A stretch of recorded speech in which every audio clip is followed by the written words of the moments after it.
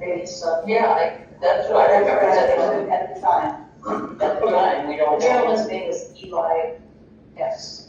What was the last name? S, just, that's all you see on social media. Well, Larry's last name was Smith, so Oh, there, maybe it's his son. maybe it's, I don't think it's his son, but grandson. When he was at my house one time, there was work, and he got a phone call from someone there. Some kind of debate going on about a water well, whether it was his or the other people, they were, he was quite responsible for that. Well, it all used to be one property, so maybe that's why. All right. Any other from the room? Well, tonight we were supposed to have, Kim Mueller. I think they're coming. Okay, I talked to this gal, the gal who works with them, when she called me. because I called some community members and because people don't know that we've got, I hope more people will come. yeah, because I put it out on social media twice in 2 weeks. And usually got calls to the Oh, really? Oh, good. So you told him that Mr. Mueller is Mueller.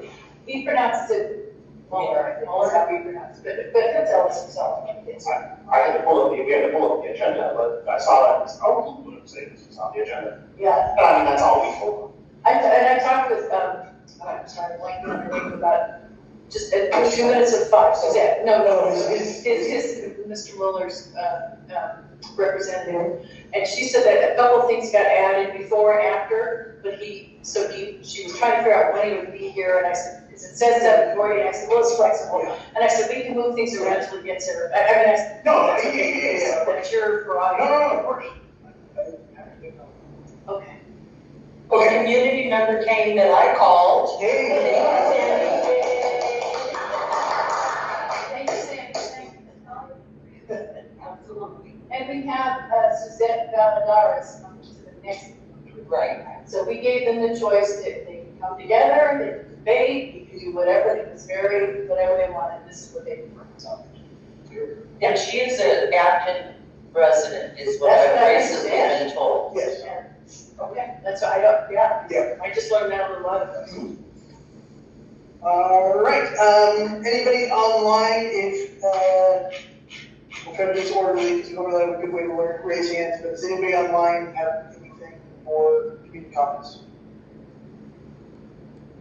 Donald, you had something? You can come off mute, Donald. Let me. You'll have to unmute, Donald.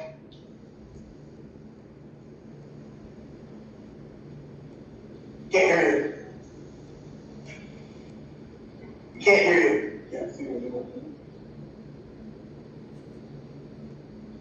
You need to make a sign. I'll flip this one around. Well, he can hear us. Oh, you can hear us? Yeah. Oh, shoot. Sorry. Can you call in, is there a phone number? No, he's on the floor. Yeah. Okay. Try to unmute Donald.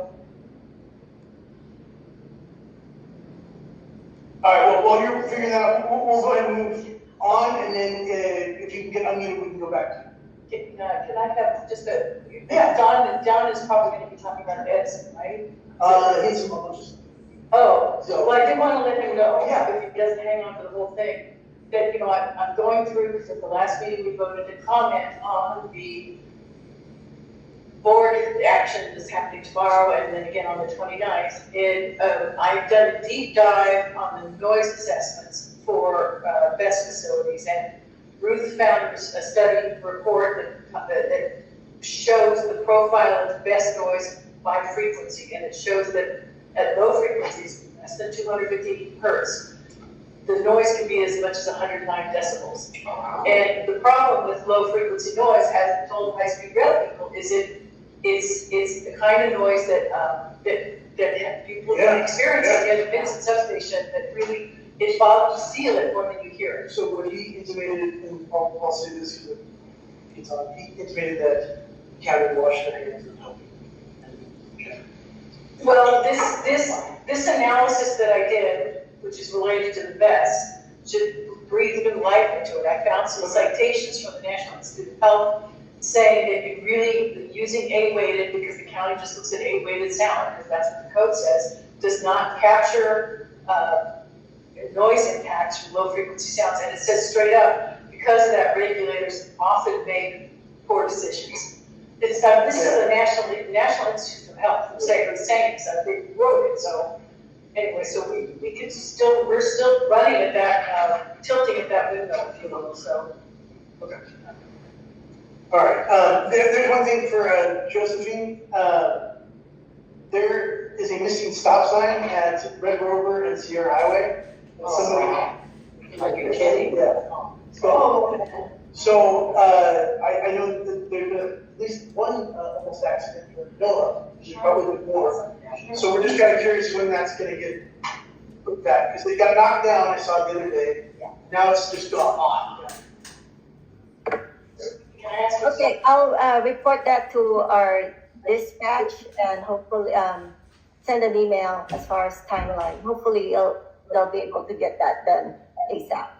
I appreciate it, because it's about the worst place you can come up with. Because the one down on Escondido and Ward, Yeah, that one was out, Yeah. they got to it right away. yeah. Well, this is because you're coming down Red Rover Street, From the populated Yeah. side down. down towards the high school. And the problem really, that I can see, is the majority of the residents know that there's a stop sign there, and they're gonna stop because they don't know. But you've got a bad delivery guy going up there to deliver, and he's coming back down the road, and he doesn't see a stop sign. Doesn't notice that there's. Doesn't know that all this traffic is. Or he's gonna death wish. Yeah. Is the sign on the ground? No, it was for a while. And now it's on. So, well, exactly. I got to Interesting. stop sign if you got a phone. Actually, stand up there, your phone service, stand up there. Isn't that kind of suspicious that there's two within a very short Yeah. time? Well, it definitely was hit because you could see the stop sign was actually On. bent and on the ground. So, is somebody thinking that's fun? To take out stop sign? Take general area. Yeah. All right. Oh, Don, did you get unmuted finally? You hear me now? Yeah. I can't, I'm not gonna touch you and I can't get the face up. One more comment. On my street on Soledad Pass Road, I left you guys an email that right above the helicopter pad, the 40 acres, LLC bought it for the batteries for storage. Are you aware of that? We pulled the deed on that, and I believe it was acquired by Hecky, right? I think that was the deed, right? Well, Soledad Pass? Yeah, right near that, it's 40 acres and it's north of Hillside. right up my alley for fires. So now we know where the Matai Vest is, yes, and that's where the Matai is. Yeah, and I believe the deed says Hecky LLC. Deed line, yeah. I mean, I know that when you look at the record of the purchase, it's the LLC is the address. Okay. 33440 Ecclesworth Highway or something like that. Oh, okay. And then I was able to tie that back to, I'm getting through a common address through the Secretary of State. And they're tied back to, I think, the state of Virginia or something. Well, we'll talk about it later, but one of the many things that the county is saying in the hearing tomorrow is that there are no other best projects proposed in the area, And they're saying that because, they say that in the queue, Yeah. LISO queue, that they come and go. And so there's no way to know, just because something's in the queue doesn't mean it's ever gonna go forward, and that's their argument. well, when we have land that's been purchased. Well, how about, What other, Give you a plan and show you the property that they've already put on, acquisition for. Thank you. I didn't realize that was your email address, so thank you for sending that. yeah, one more thing. With the two fires that they had in Vegas and over by the harbor, the containers, they said they were going to have crushed rock underneath, right? Those things had to be solid concrete where they set those things, and they're going to have a catch basin in case they do have a fire so they don't contaminate the groundwater. Yep. Yeah. That's a big problem, and I don't know that that county will be requiring that. No. It's just pads for each container and granite, decomposed granite in between. Yeah, it's gonna seep in the water table. Yeah. I mean, we're entrapped now that it's 40 acres, and then the other location, if there's a fire, our house is gone, and then we're gonna have water contamination too. You have a single means of access, right? Only one way to get in there, right? Yep. And that blocks it. Have you written a letter to Catherine Barber in protest of the project? Of any of the best, but the humidor especially? Have you done that? Did you know No, but I'll contact the poor secondhand in Lancaster because they're dealing with Edison with me right now, and like Jackie said, Edison is county just automatically just said he called me back. It took about 2 to 3 months, and then he just set it back on Edison. They contacted me, some guy, and he said, well, I'm going to have our engineer department look into it. So it's the same thing I went through before all these years. You know, it's killing us. The noise is just louder and louder now. And it's going to get louder with more projects coming out. So I will email you the National Institutes of Health document that I'm referring to. It was posted on their website anyway. I don't know if the office works for NIST, or NIH. And I will also send to you the best sound data that shows in the low frequency range it could be as high as 109 decibels, which is really high. 109 is dangerously high. And because what they need to do is not use an A-weighted sound meter. They need to use the low frequency. They need to monitor low frequencies. An A-weighted eliminates low frequency measurements. Yeah, and I don't know if we can force Edison to do that test or not, because we tried to hire an outside source, and that's their bread and butter to do sound testing, and they're not going to cut their own throats saying that, oh yeah, the noise is from Edison, Well, the only way you can compel Edison to do anything is to file a complaint with the Public Utilities Commission. But we can really put pressure on the health department, because then, under the general plan, they were supposed to have started 5 years ago a county noise survey, which they've never done. And they said it was because of COVID, which is fair, but I mean, COVID ended a couple of years ago and they haven't even talked about it. So, Jackie, I know you're so busy. I'll send you my phone number. We can talk on the phone about this. I know I'm wasting your guys' time, but it's just an email is really rough on me. I'm using my cell phone right now at home. Our computer doesn't work because we're on a satellite dish, so it's real rough to join this. So I'm on my cell phone right now.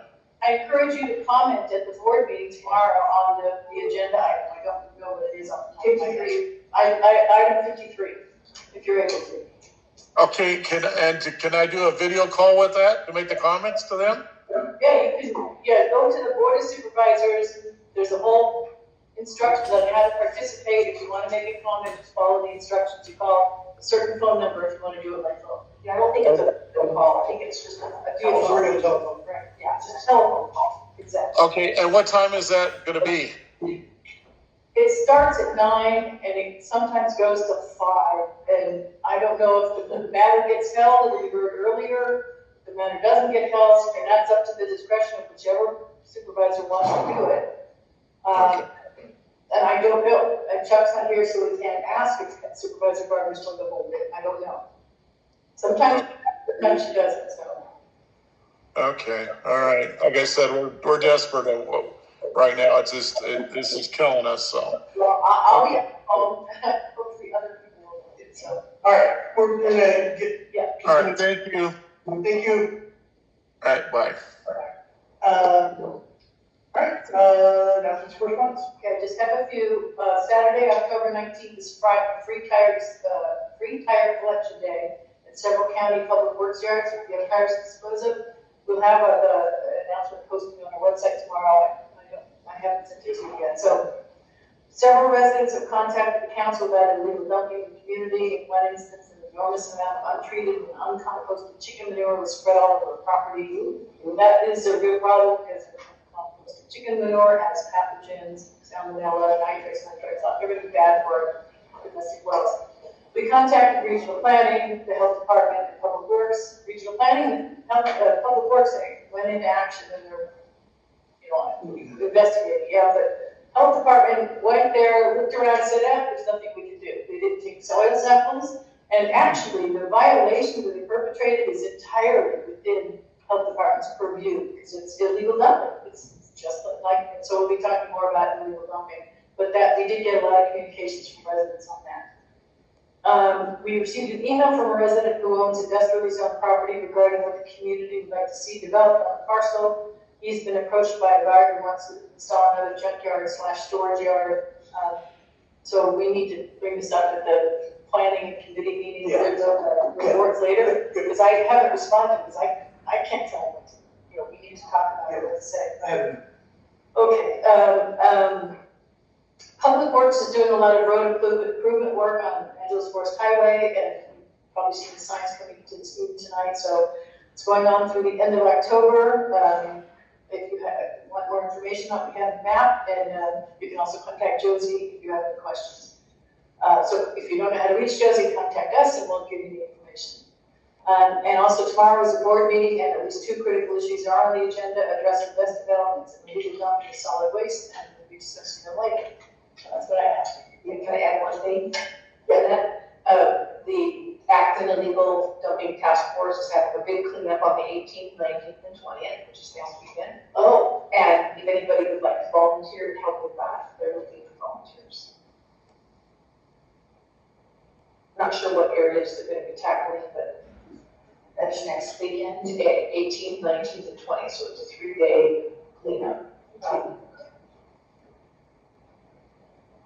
And Tammy is out of commission, she had a procedure, so she's recovering. so there should be a present. Yeah, she'll be probably posting something this week. That should be okay. Well, that, I don't know, it's there. All right.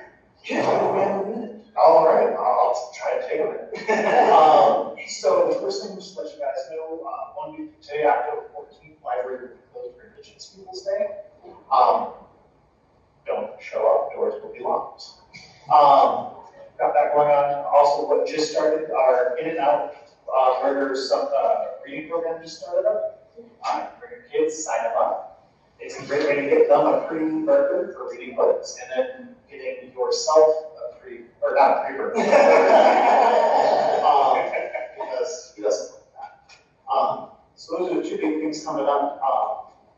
The other thing I'm going to start mentioning is I'm still working out final details, but we're working with public health. We're getting a vaccine clinic up here. So if you need your flu shot or you want to get the updated COVID shot, they're going to have a clinic here in November for that purpose.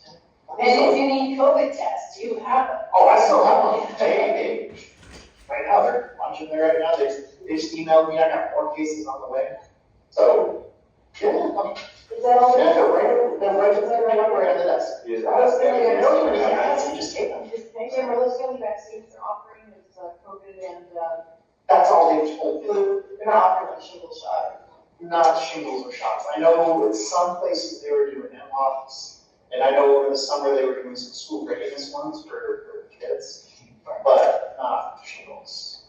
I think the big thing with shingles is that's a two-dose regimen, so getting people to come back for the second one is probably hard. Is it Chicago doing this? Yes. They used to do that at the community center for years, right? And then they stopped. The shingles one? Huh? The shingles one? No, that was the shots. Oh, yeah. Yeah, they were doing the flu shot ones here pretty regularly before COVID. And then afterwards they. So this was before COVID, so it was a Yeah. long Yeah. flu vaccine. Ever since they kind of stopped coming here. But Which we're actually, made me think of something. It's been a while since you did a blood drive here. it's been a couple weeks. That's been a couple weeks. Yeah. This was. Either that or someone put a needle in my arm that wasn't. You know, if I don't know what's going on, I was like, all the time here, man. Yeah. Saying, you don't have an excuse. I know. Are they gonna have the flu shot for the extra strong flu shot for 65 and older? We just take care of that. Why is nobody shoveling? Oh my goodness. Well, you're right. I'm gonna go back to not being a person.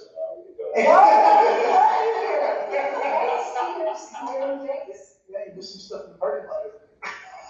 Oh, I was gonna say, Well, I missed it. I forgot an announcement, sorry. okay, well, okay, I'm done. Unless you got questions for me. So we will not be holding an election for the town council. We did not get enough applications for the candidate applications. But we will have one more new member on his application, and it's too late. Yeah! You're here every single time I do it. I'm We've hoping been nagging him for a year. Well, you're next. I've already done it. You've done such a great job with the best stuff. You don't think that everybody reserved a seat for you? She said she gave Now it I'm good on the outside. I'm the like, I do stuff they can do, so I'm good on the outside right now. When the best time is settled, maybe, we'll see. We'll see. Tammy fits that same description. Yeah, That she got more, yeah, we don't have the constraints of our cleanup. the rules. Yes.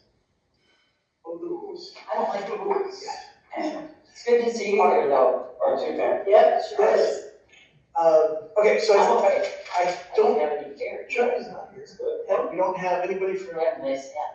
Blackville. We don't have Senator Will people or Assemblyman like. Yeah. But we do have Jacqueline Owens from Microsoft. Yay, Jackie Owens here. Hi, Jackie. Anything you'd like to share? Uh-oh. Oh, No, she's muted. you're muted. There you go. Hi, where are you guys? Hello and greetings. That's a really big room for my little corner of the world. I know. Really far away from where I'm sitting. Couple of things. The congressman's been briefed. As you may know, our office has been watching the upcoming, well, tomorrow, the date downtown LA regarding the Hess or the BESS project, and so Chase has been in communication with Ruthie, and I think I'm assuming the rest of you are on the Take Action group as well, and just to keep you briefed on his role. So not knowing how it's going to go tomorrow, at this point, all I can say is we've been monitoring it. We've been trying to give our input the best we can. The county is just not, it doesn't always listen.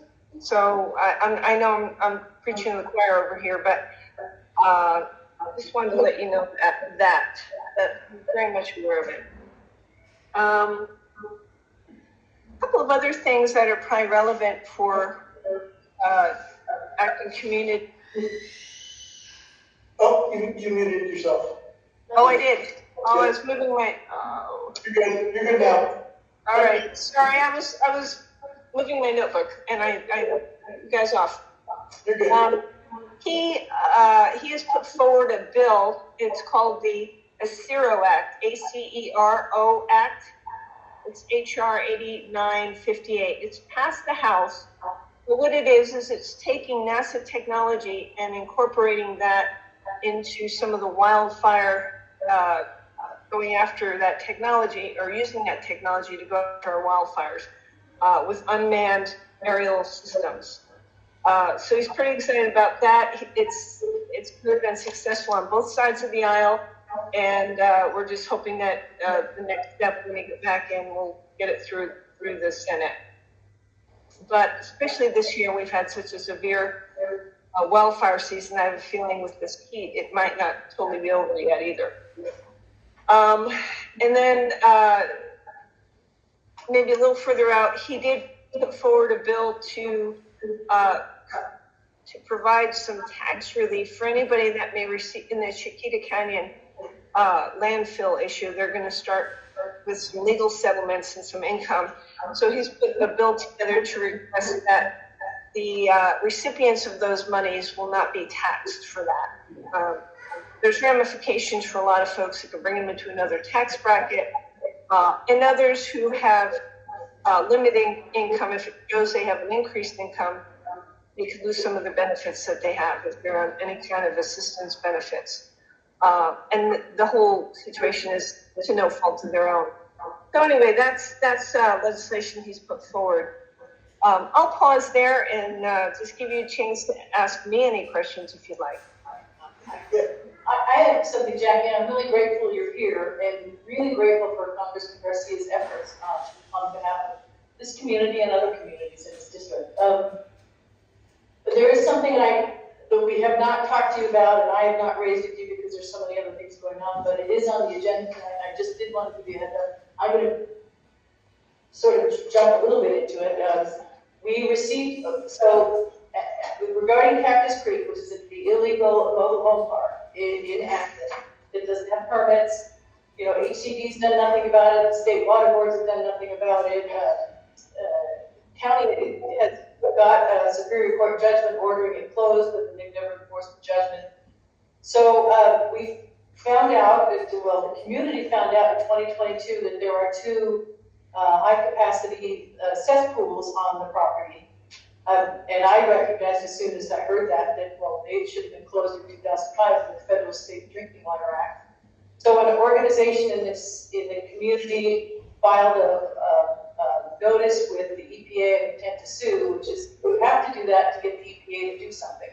Because it's the EPA that enforces the State Drinking Water Act provisions pertaining to high-capacity cesspools. So EPA is actually grateful and has took some action. And I wanted to say that a few months ago, an EPA administrative law judge handed down a judgment finding the park to be as a conclusion of law that they were in violation of the State Drinking Water Act and the cesspools. Now that's the first step in getting these things removed. And like I said, they should have been removed 20 years ago under the Federal Act, State Drinking Water Act. I had a conversation with HCD, and they basically said they've done everything they can. Now that's a state organization whose response entirely responsible for enforcing the Mobile Home Parks Act.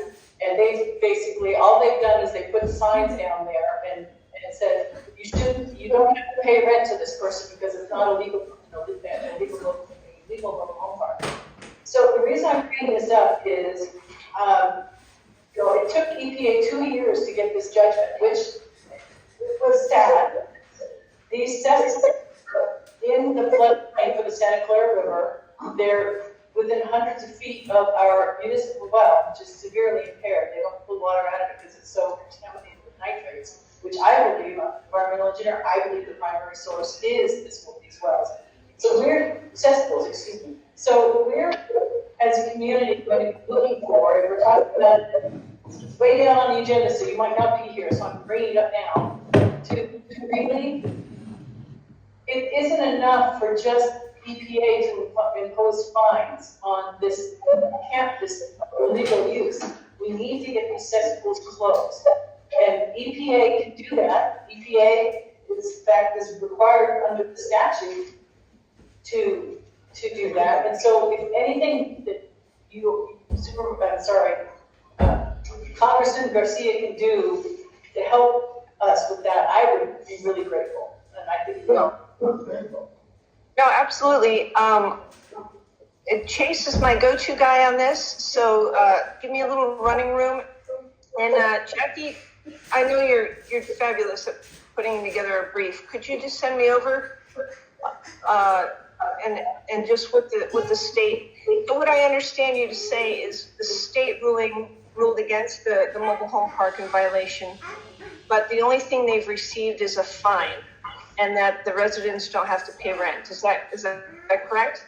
No, the Superior Court judge, the county received the Superior Court judgment ordering it closed, no fines. And then that was in 2017. And Nothing's happened. The feds, because of this other thing that has happened, the feds the judge issued a judgment saying that if they're in violation and allowing the EPA to allege fines, assess fines on the property. But that doesn't get the groundwater cleaned up. That doesn't get the cesspools closed. So EPA, I know it's the first step for EPA to actually go in and Determine that there's a problem, and yeah. oh, no, they don't need No, I mean, like, to close it, to go get a bulldozer in there and pick it up and close it. So I'll summarize all of it as briefly as possible, because I know you're busy, but there's detail. And how many residents are in the Cactus Creek Mobile Home Park? There's only 10 units. Everyone who's there is for legal, but I'm not saying that they're illegal people. Right. They're not supposed to be. There's 12 of them in there. Yeah, okay, well, There's two more guys. they're supposed to be, Last time I talked. they're supposed to only be, according to HCD, there's only 10, but apparently there's 14. So it's growing bigger, even though all of these judgments are saying shut it down. So. Okay. Oh, yeah, and it's also for sale. So we communicated that to the county saying, hey, if you want us to help sort of, what's the word, catfish or these people to try to Well, get. somebody just the last town council who approached about line. Oh, you're kidding. Well, you were enjoying it. Oh. And we had questions because he was considering doing it. And I was like, I probably wouldn't do that. But this is the chance. He was also convinced that cesspool's not a problem. Cesspools. And I was like, no, that's not how it works. Well, I didn't know about the EPA ruling until just last No, week. it's okay. Well, regardless, we knew that it wasn't supposed to be there. So I mean, really or not. Yeah, sorry. Okay, so yeah, Jack, if you put that together, I think mainly what we're looking for is any help we can get to getting the EPA to go ahead and bring down the hammer. With alacrity, as fast as possible. Okay. This has been a long-term thing. I mean, the 2017 thing was like, hopefully we thought it was the end of the road for that, not the beginning. And it feels like it's been more beginning and it's been going on for 20 years. Okay. Will do. Thank you. Thank you, Jack. All right. I'll keep an eye out for that. Anything else for Ms. Bell? I'd like to say thank you. Tell Congressman Garcia he's been amazing. And we're very grateful for him standing on the floor of the House and speaking about our little community. It meant a lot. And he doesn't just do it once, doesn't just do it twice. It's been ongoing since last year. And we're really appreciative. Really appreciative. Well, thank you. I will definitely convey that to him. I appreciate that. Thanks, Jackie. Thank you. All right. Deputy Martinez, in the flesh. So I would have been here on time, but there was calls of vandalism going on over in someone's area with a cell phone tower. You know, it's an hour and a half drive up to get to the cell phone tower. It was just lazy.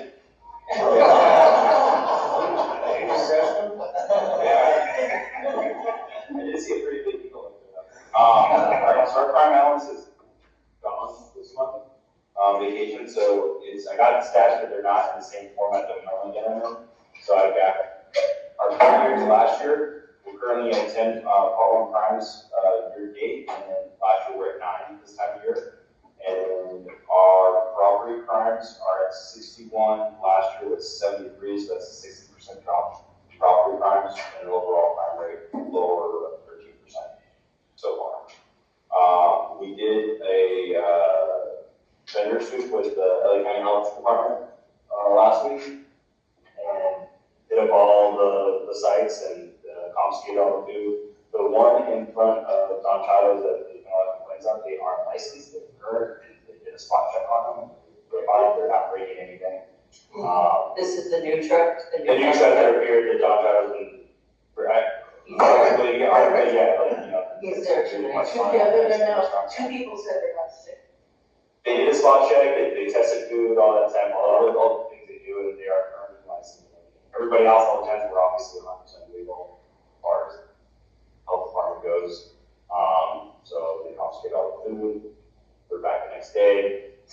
I learned some new things I did not know. Apparently there is a little bit of cartel ties to these guys.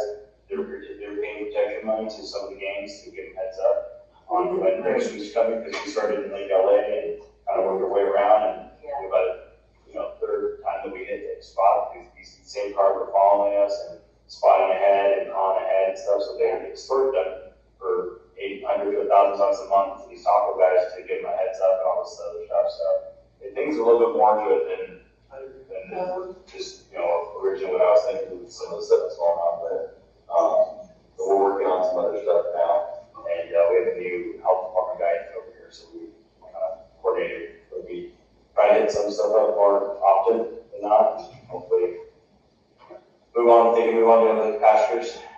I wonder, I was thinking, what could we do about signage for like limiting the type of parking? So I was talking to Tammy, so we were still working with Chuck on the 2-hour parking over by the market.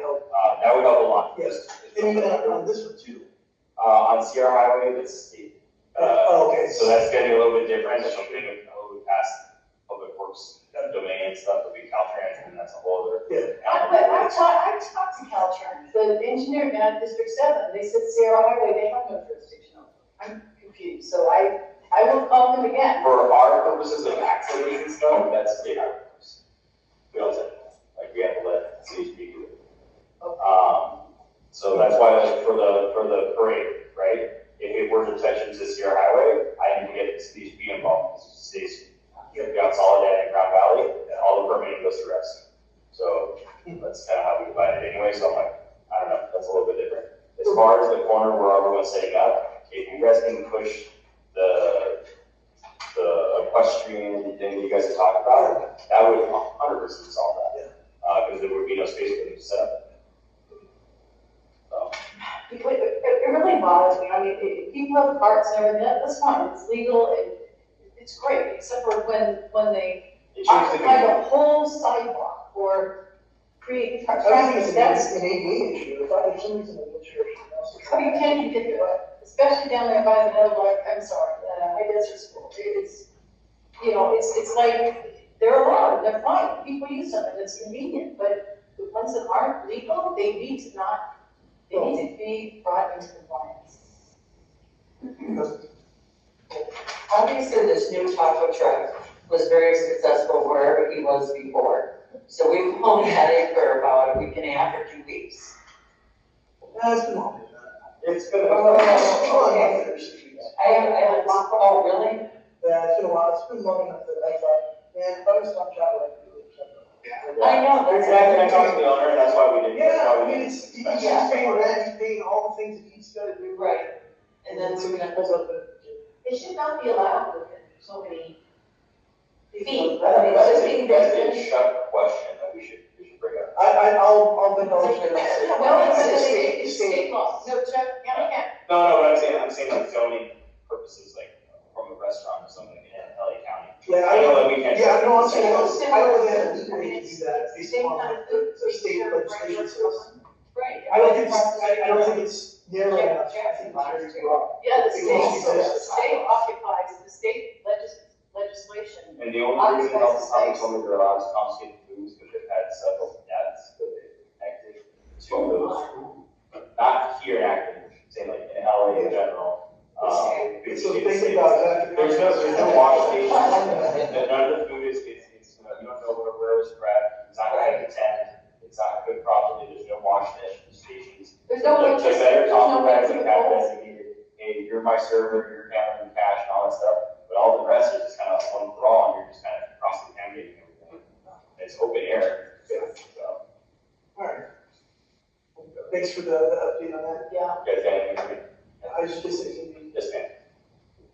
Any update on our homeless situation? Which one? You're talking about Mary Lee? Yeah. So Mary Lee, they got her a RV. I got the property owner now, and I'm in talks with everyone that's helping her out. She's very lightweight. I can't take her 51, right? So she's very lightweight. She's absolutely nuts. I know. Will not comply to go to the safe parking that's available over in Lancaster. Where is that? at? 60th and I.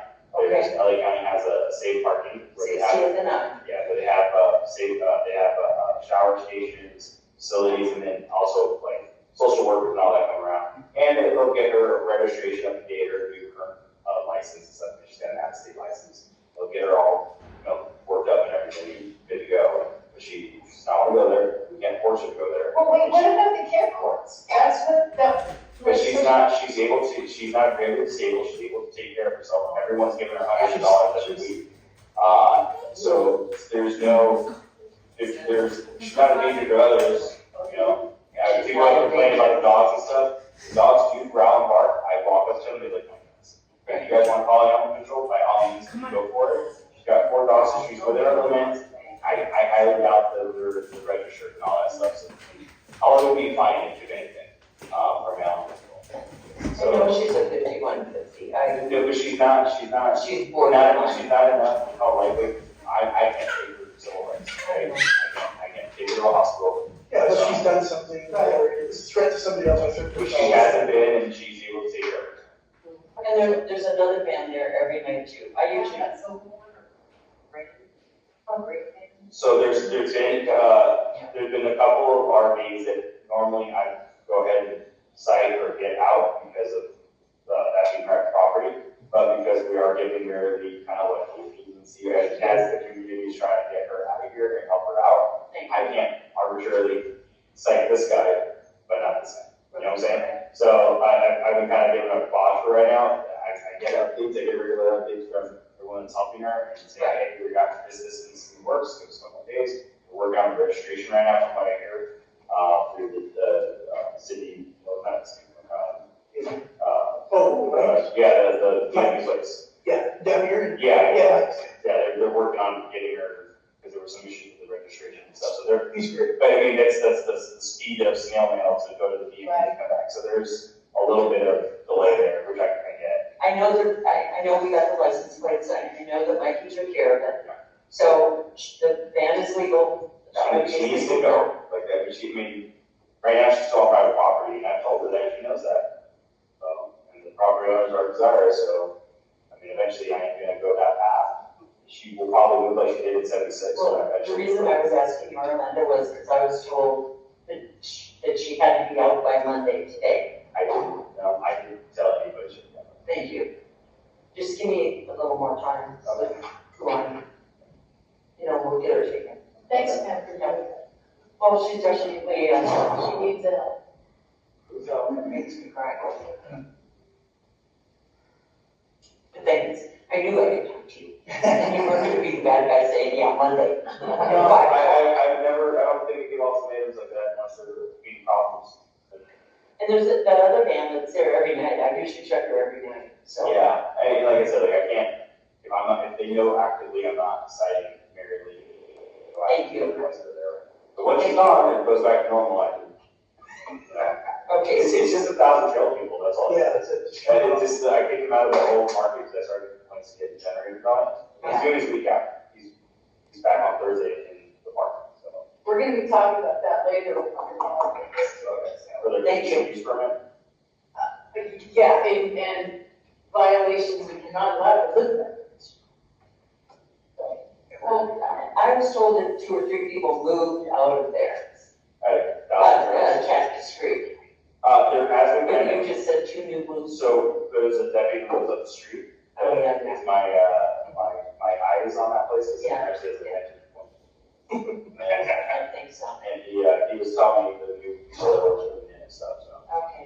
and what cars to look out for. Okay. Get Martinez. All right. Muller or Mueller? I don't really care, but I say Muller. Yeah, You should care, it's important. Yeah, exactly. There's a lot of advertising knowledge going on. Probably a couple of hours after this.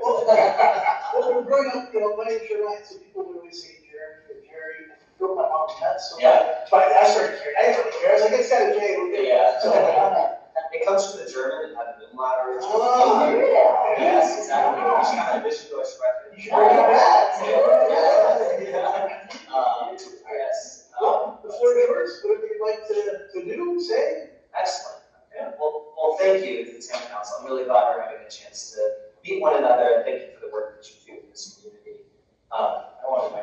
Yeah. I can like stand over here. We have a podium somewhere. Oh, yeah, I can stand. I was my sorts for everybody. Yeah, I'm Kip Muller, running for the state Senate seat, but this is kind of a unique situation. So I'm not really here to campaign. I actually just want to be here to listen and develop relationships with you all and learn more about what you're working on. And it's especially the BEST project, which I've been familiarized with, and share your concerns. And I think I'll just say I'm mostly here to listen. I don't need 15 minutes to talk at you. I'm not really here to do that. You've heard enough politicians talk at you, I'm sure. But I just want to say sort of my vision for what this job is and why that brings me here. First and foremost, you know, the primary responsibility of anybody in any elected office is to protect your community that you serve. And so this is of the utmost importance to me is what can I do to help protect Acton. And you know, this project, I share your concerns about you know, the risks that it presents. I think the second job of a state senator is to be a listener, because I'm a representative. And I don't want to hear what party you belong to, I don't care.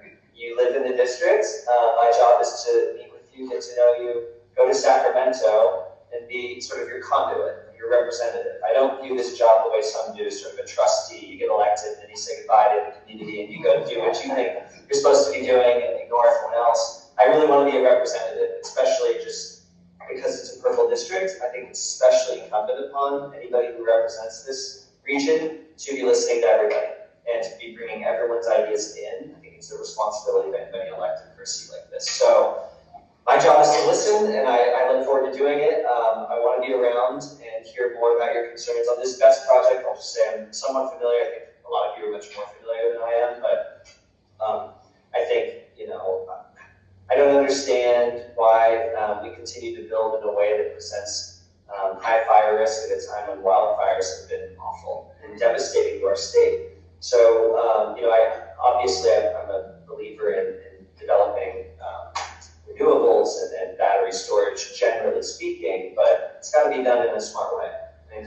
And you know, sometimes these things almost feel like no-brainers, and I want to learn more about your, you know, specifically what's going on here, but just why would we be, you know, building higher fire risk developments in high fire risk areas, especially a beautiful place like Acton, where I know you've all protected this community for a long time. You're getting into such granular things as a, you know, a single individual who's living on the street and figuring these things out because you really get into the details to protect this community and to fight for this community. And I so respect that and appreciate it. And I want to be an elected who likewise is willing to do everything we need to do to keep the community protected. So I want to learn more about the BEST project. I'm happy to Q&A it. Yes. I'm only shouting on the phone. So let's get that out there. I want to thank you for that, your time that day. Yes. Oh, you guys have talked. We have, Yes. yes. Talked, and he was great listener, great student. Thank you. And I have to say, I wanted to remind you and tell everybody else too, when we were talking about the dangers of the lithium batteries and everything. Yes. He said, aren't there laws on the books to protect people from this? Yeah. And I said, well, that's what you're for. But he was all about protecting us and making sure that, you know, we were not going to be vulnerable to these projects with this technology, even though I knew he made it clear that you support hardening the grid and the renewables. And even Congressman Garcia is the same way. He's very pro renewables and grid, but it's about safety first. So I really appreciated that from you. And I had a question for you, because when I said to you, well, that's what you're for. The AB 205, are you familiar with AB 205? Not off the top of my head. It was a trailer bill. And it was literally, No, I knew about it, it was done. yeah, it was literally passed within 48 hours of being Got it amended, Yeah, and what it does is it lets the CEC receive all local government jurisdiction for approving of that. So a developer can go to the CEC for approval in lieu of going locally. So it, 8205 was very impactful, yet it was ushered in on a trailer bill. So you get to Sacramento. Yeah. Do you think that things that are as impactful as 8205 should be allowed to be trailered in? Yeah, that's a great question. I mean, there's sort of two parts here, so both the procedure and then the substance of it. And on the procedure, I mean, yeah, no, I share your concerns for sure about just, there's a lot of process I'm learning about. By the way, Andrew's on my team here as well, Maria. Andrew works in the Capitol, does a great job there, and knows a lot. There's a lot of that institutional knowledge. I have a lot of concerns about the way the procedure goes in Sacramento and making sure that things are vetted. The same thing in DC. The way bills aren't properly vetted or they're handed to you and you can't possibly read them by the time you vote on them. And then, sometimes that means that party pressure comes in and just don't worry about it. You're voting for it, aren't you?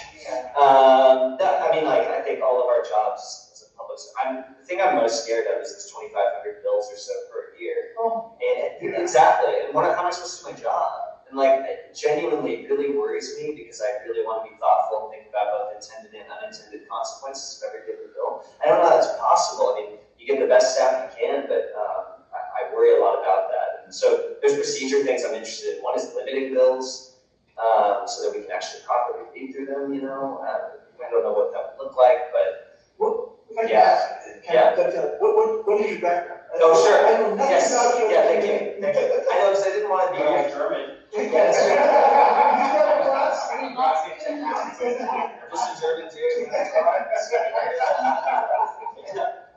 No, thank you. I really want to keep. It's important. I think it dovetails in your question because it helps me understand where your thought process is. Yeah, right? totally. Like I don't have an IT guy. You're probably gonna be like, okay, well, you're thinking there's a software for it or whatever. Yeah. It helps me understand. No, I appreciate it.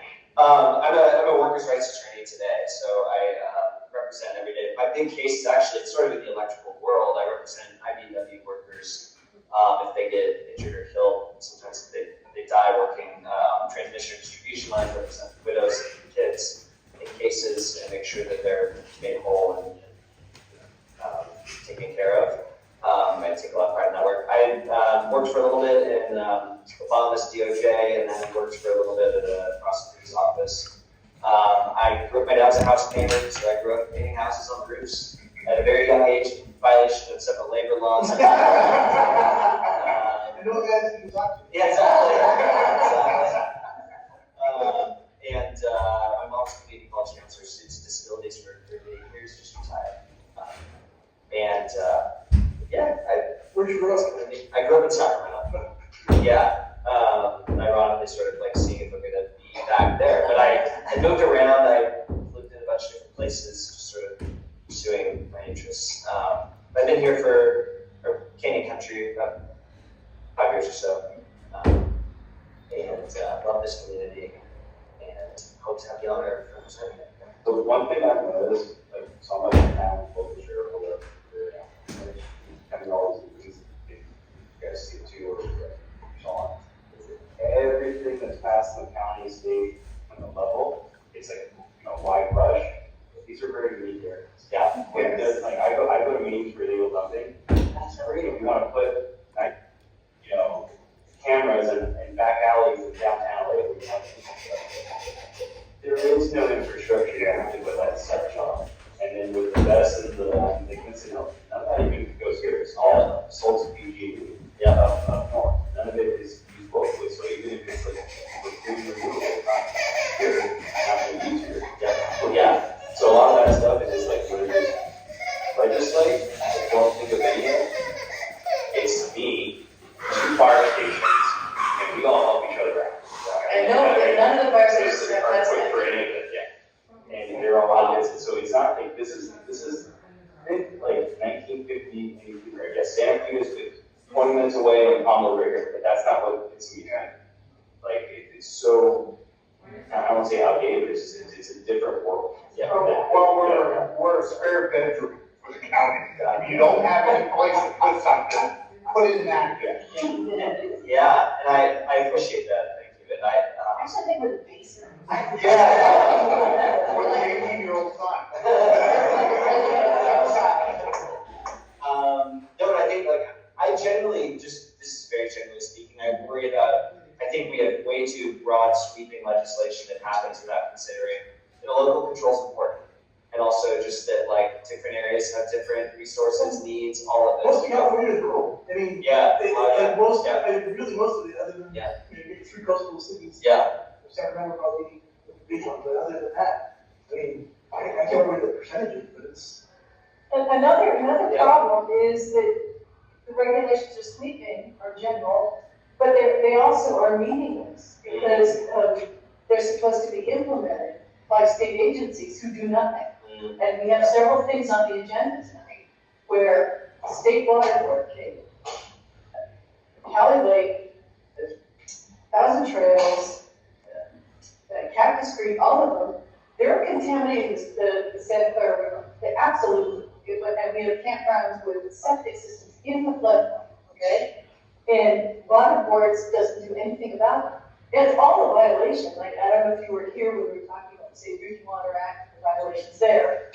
You've got the EPA involved because the county and the state won't do anything. Wow. And so, and another example with the Public Utilities Commission, the legislature adopted a regulation that said, and all existing transmission facilities don't have to go through the certification process with the PUC to get upgraded and improved. And that's fine. That's right. Sure. And it even says in the letters, in the legislation, the letters of support, this will only affect transmission facilities that have gone through the certification process, okay? Which is great. Except for right now, in PUC proceeding, we are a party, so we're actively putting testimony in the whole thing. The way the PUC is implementing it is they are saying anything that's a transmission facility and which is fine, but also any extensions, even extensions that are 200 or 300 miles long, going through pristine forests, right? Do not need to have any cost analysis review. No, it has a limited environmental review because CEQA requires them to not approve the project that has significant impacts and be mitigated. But that part doesn't apply because they only look at impacts and see if they can mitigate it, but then they never disprove the project. And so what's happening, and so recently, in one of our filings with the PUC just a few months ago, I went into the entire legislative record and I explained what it was Hertzberg, Senator Hertzberg, was his bill. I went through his letters, what he said, and everything, submitted to the only one, there's only one other party, there's like 25 people, or entities in this party, with all the, we're arguments, Edison, Sure. all the power developers, like CISA, all of them. And going through the legislative record saying, this is what the legislature said, this is what it's supposed to do, and you guys, because the utilities are pushing the Public Utilities Commission, this is how we want you to write these regulations, because it doesn't matter what the legislature says. What matters is the code, right? Yeah. What matters is what the regulations say. Yeah. And so time after time after time, we are finding that the bureaucrats are implementing, like water problems, water boards, huge problem for local water boards, is not what the legislators intended. And there's absolutely no reach back. Hertzberg's not even there. So when I call it a problem, I can't even say, hey, this is what the PUC is doing. Yep. So we have always been very pro-environmental engineering, green energy. We have never been against it, but it has to be in the right place and at the right time. Yeah. And another problem that we keep pointing out is, CalISO has said a year ago, or 8 months ago, that to get the power of us 100% green, we need to invest $35 billion in new transmission. But that's because they're trying to connect with power in Idaho, Arizona, whatever. They want offshore wind. But when you look at reports by National Renewable Energy Laboratory, wind energy is actually 3 times more expensive with offshore wind than putting solar panels on the roof. And I've done a full engineering analysis showing you can decarbonize all of LA County to zero, the 2045 goal that we all have, by putting solar panels on all the development. It requires 700 square miles of solar panels to decarbonize this county. And my analysis showed that, and we had submitted it to legislators, everybody, nobody cares. It also dovetails with what the Nature Conservancy has said, they've done similar things, I think it's Sierra Club. So it all gels. But, you know, they passed these laws, the legislature passed these laws saying every new development has to have solar. That's not what's happening. Because now they're letting people do microgrids or large utility scale out. And I won't be specific here because I don't. Another problem is when you have remote generation, when California, the legislatures, and more importantly, utilities. That's how Edison doesn't make money when you power. So they're the ones driving it. But when we pull our power from Wyoming and Idaho, and Arizona, and way out in the desert, the power comes in on maybe 4 or 5 key highways, right, into what I call the large substation. Vincent's one of them. And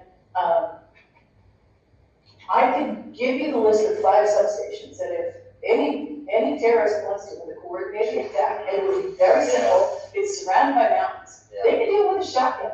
If they have a rocket launcher, that's fine. But a shotgun will take out a transformer.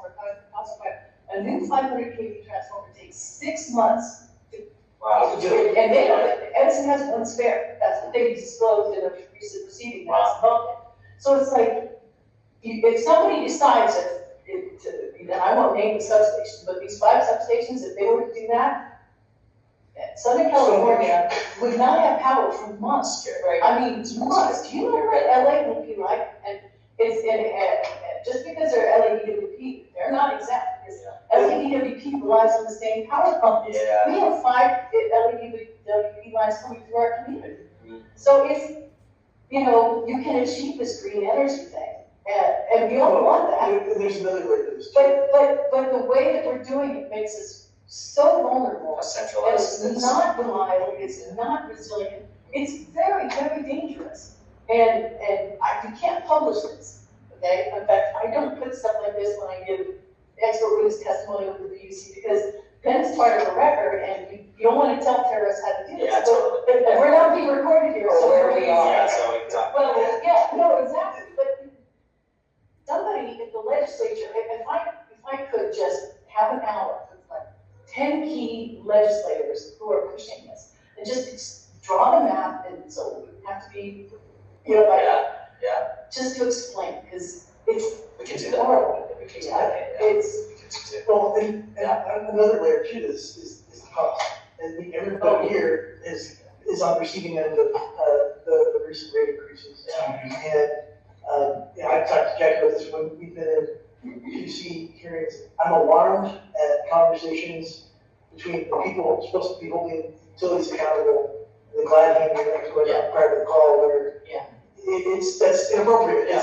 It'd be like the judge coming in and being like, "Hey, buddy, like how are the kids?" and just whatever, and then if you're ruling, and this is the people that are supposed to be deciding, hey, should we rate well? Are they allowed to go up? And so all these things are doing, like putting all the transmission bar, all that's causing the rate prices to go up. They're getting that rubber stamp.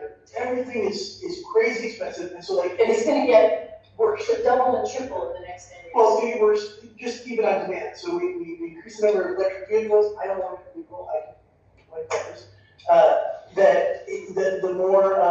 The more demand you're putting on that grid, more demand you're putting on that cost is just going to go up. So I have a lot of concerns about how in the world is this going to be sustainable, because it is regressive to folks, especially in the middle. The folks at the bottom end, there's lots of subsidies, there's all sorts of ways that they're not going to do that. If you're rich, big deal, it's another drop in the bucket, whatever. But all the people in the middle that we are squeezing out, and we've seen for the first time losing congressional seats in the state, that is the people who are going to pick up and lead. And that is, that's scary.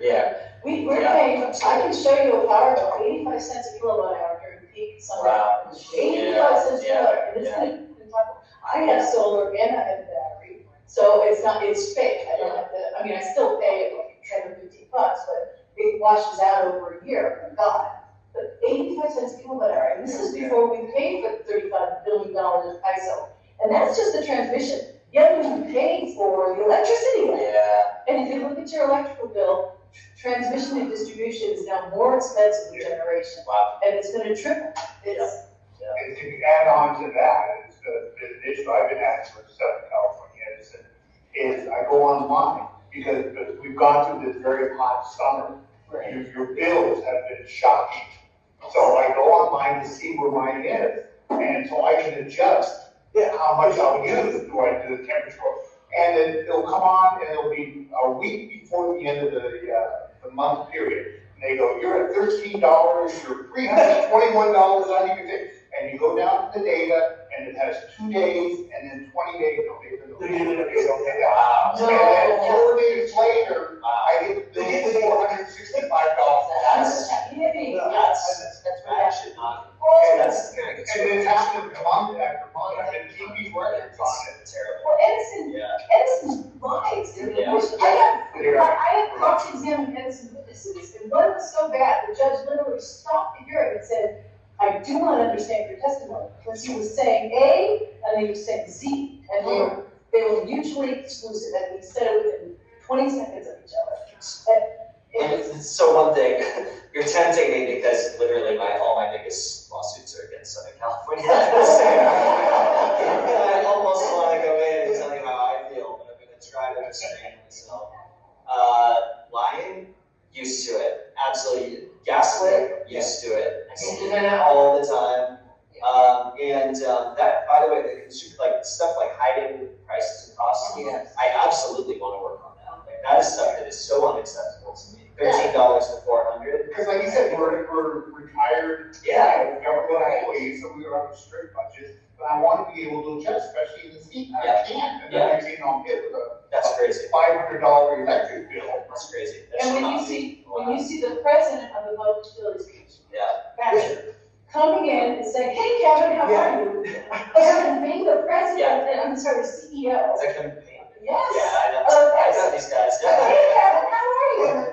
How did you shitting? Yeah, I was like, Jackie, why is this happening? Yeah, What is she? am I missing something here? Like, I thought that, and she's like, yeah, no, that's what it is. I'm like, this is bizarre. And because, again, they've been given that unique privilege to overstep. And they're the only thing between us and the Lions. And so, to me, if it's broken, like, I want to know, like, hey, what can we do about that? I know the governor is one who assigns it to PC, but maybe we need to do legislation that says, hey, this is different, or hey, the rate increases just seem to get blindly approved all that. Maybe every rate increase has to go to a full, go to the public. I mean, Or just follow up on the legislation they like to make sure it's being There's so many things I want to say here. It's like there's so many things we touched on. I don't know if it's yeah, exactly. I don't even know like where to begin. I mean, typically the library. Yeah. So there's a lot, and I think the revolving door that goes on in politics, in particular, the Public Facilities Commission. And I'm not here to talk about my opponent at all, by the way, but I'll just say you can go look at who's supported by these utilities, and I promise you it's not me. But there's that revolving door that goes on. You're friendly with the public utility, you get the job, you go back to the public utility. That's not real regulation, and it really worries me a lot. I by the way, so I see the rate making process, and also on my end, a lot of times the public utilities will say that because I do safety work, like for workers, they'll say, here's some safety measures we're taking. We need to increase the rate because these are expensive safety measures we're taking. And then we have our lawsuit, and they didn't do any of those safety measures. So, we see that all the time. We see a lot of the PSPS. They have not managed any of they hadn't done anything since the 50s.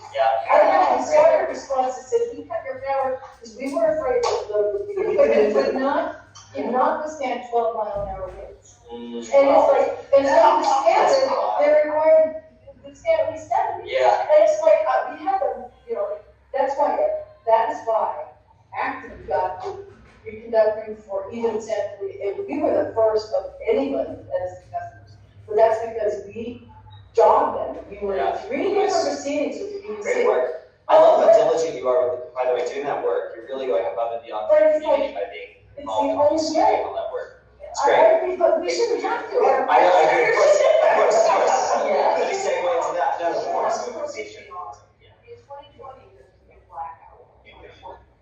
And everybody was like, oh, well, we better, get into that renewable energy, power grid, because we have this blackout. That blackout was caused because CAISO flipped the switch when they had 9% reserves, and according to their agreement, they were not supposed to cut the power until they were 3%. Wow. Under their first So they got fined like $6 million. Yeah, yeah. They caused that blackout. Which is the original question. It was just in the message. That's the We problem. need to do something with our electrical grid. I don't understand the message. Yeah, the privilege of being a monopoly, right? It's like they get to say, Yeah. oh, whoops, now we get fined, you pay for it. Yeah. Which means there's no incentive to actually change behavior because just get it for everyone else. Just pass over it. That went down because they want a cheap part. Yeah, And we paid for it. Well, and after that, the head of P at that time had a deal that we worked out on, they found the napkin, right? And I thought that was going to be BC down, I thought it was going to make them honest. Yeah. No. No, everybody in that system is incentivized to continue the, whatever corruption's going on, yeah. I think that they perpetuate that same attitude with the developers. Because the CPC had a workshop, and it was a staff workshop, and I participated in it because it was over in public. And they honestly were saying that, being open with your communities, communication was important because, the last thing you wanted was for a community to feel like they didn't know what you were trying to bring to them. Well, that's exactly what happened here. Yes, the developer basically was approved before we even knew the project existed. Yeah. And then it got rescinded because town council jumped on it and said, wait a minute, they found some holes in it. But then they got approved the second time, but every time I've written to the developer on their website, when they ask, if you have questions, contact us. Sure. So of course I did. Yeah. I wanted to know what kind of batteries are taken. And their answer was always, oh, the latest technology, proven and tested, like NFPA certified, UL certified. I'm like, that didn't answer my question. Are you using lithium ion? Are you using lithium iron phosphate? And Which so. is still lithium ion. Yes, it is, it's lithium ion batteries, but they continually say things in the press, in the news media, when they're interviewed. They still don't want to say anything, but they say, oh, there's a lot of misinformation out there about the project. Well, whose fault is that? Yeah. Because they won't tell us. And to make matters worse, I just discovered this 2 days ago, and so it's gonna be a big part of comments tomorrow in our letter. That, they've been telling the regional planning and the board of supervisors it's 300 megawatts, right? Or 400 megawatts. First 300, then 400. But then I actually just looked at the actual capacity and I did the math, and that BESS is 545 megawatts. And I didn't announce that thing, I just literally did. So it's like, all of these things are completely untrue. Yeah. And then the legislature passed a law, the Japanese was requested, saying, okay, you have to do a hazmat plan, all right? Well, I spent Saturday morning going over that regulation, that statute actually. And all it does is requires the developer, the best developer, to create the plan and to collaborate with the county. But that means nothing. That means say, hey, I'm doing a plan, and the county can send them a 50-page report saying you gotta do all these things, and they can say, yeah, we're just gonna put an alarm up, and because it doesn't get approved, you cannot legislate safety. Yeah. And that's, I'm sorry, he was so proud of this thing, and I was so disappointed. Because I was amped when he was talking about it, and then when I actually looked at it, I was like, this is nothing. It's rushed. It's rushed, and it's nothing, it's vacant. A similar, sorry. No, I'm sorry. I'm just very upset. There's also a lot of drawn parallels to the work that's existing, the same thing on the safety side, where at one point the Public Utilities Commission required that they create, for these electrical jobs they do, site-specific safety plans. So it's like, when we go out to this site, here's the plan, keep everybody safe, we're gonna ground this line, we're gonna do this, we're gonna do that. And then instead of actually doing these plans, they just started submitting their IIPP, like just the illness and prevention program that they have. It's the same, it's not site specific whatsoever, it's just a general hey, yeah, it's just wash your hands, wash your hands. And that's the site specific safety plan we're moving on. And there's a culture we've established actually at some of these public facilities. There's a concept called the normalization of deviance. Yes. And, so we have a NASA deputy chief of staff that comes in as an expert on our cases, who the parallel drawn is the Space Shuttle Challenger, where they kept ignoring safety protocols. And if you ignore the safety protocol and nobody gets hurt, you just rolling through a stop sign. Save us a little money, it was easier. And you start training people. Don't worry about those. Just keep it moving. And then one day, the Challenger blows up. And the same thing with our Edison cases, where they skip these safety protocols. They're don't worry about it. We kind of just keep it moving. And then one day somebody gets killed. And this cultural, it's a corporate cultural rot that happens when you're a monopoly that's not properly or sufficiently regulated. Yeah, exactly. Like Boeing. Yeah, Boeing too. We were in the middle of the complaint proceeding, the town council with Edison on the second book. But same thing, they were doing some helicopter work. They did hundreds of helicopter sorties, including during very high fire and winter warning times. Yeah, Edison helicopter takes during high. Everything. Now, when they were building Triton, Edison helicopter during the Wind Gust killed a guy. It flipped over, and fortunately, it was right down there near the pumpkin patch on the Bullseye. Wow. Thank God, it was right next to a fuel truck. It's one of those rotors that hit the fuel truck, the whole thing was. Oh, yeah. But, and it's just what you're talking about, they have this baloney plan, of this wash your hands plan, and then they were doing all of this that were inherently unsafe and violating the. That's why hand washing it was a contract. Yeah. We see that too. Who did you hire? You hire a chief contractor that's unqualified oftentimes, saves you money, and then you just go ahead. Yeah. They messed up. Yeah. Go get it done. Go talk to them. Yeah. That is exactly. That was probably, that's the question you said, right out of the gate. Well, it wasn't our contractor, we used that at this stuff. Oh, I think so. We can talk about this later. In 5 more minutes, if anything else. Best projects are almost always autonomous after they're built, commissioned, and online. I have a problem with that. And, they talk about how safe they're gonna be because of the fire suppression system. Well, even a perfect battery is perfectly installed, and it's running perfectly. It's only as safe as the battery management system and the thermal management system and the fire suppression system and all these systems that support the function of that vest. And if any of those fail, then that perfectly installed and manufactured battery is set up to fail. Yeah. It will overheat, it will go into thermal runaway. Yeah. And they talk about that UL certification says they won't burn beyond the container that's in. We should do that, right? Let me just jump in, because that's a really important point. To have your battery certified, all you have to do is prove that when it explodes and burns, it doesn't ignite the container next to it. That's the standard, which, yes, he said, Yeah, it's taking time bomb, just don't blow it. Exactly. It gives it permission. We can have explosions. So to me, what the UL certification is doing is protecting the best facility from it propagating from containers. So it's for their benefit, because even one container burning is obvious. Yeah. Because they're shooting out into HF gas. I'm telling you, FDA is proving on the toxic fumes, 2 miles long. In big fire in Australia, they sheltered in place and even evacuated some places for 6 months. Wow. HF is really deadly. And then it's the chemicals you use to put it out, get it in the ground. It's coming right out. It burns and blows up to get hydrogen chloride, Gotcha. hydrogen cyanide, hydrogen chloride. Those are the most toxic. And here's one thing that's taken into account, you all know it's catch fire, which is, that's right where Sandy and winds come all just funneling right down.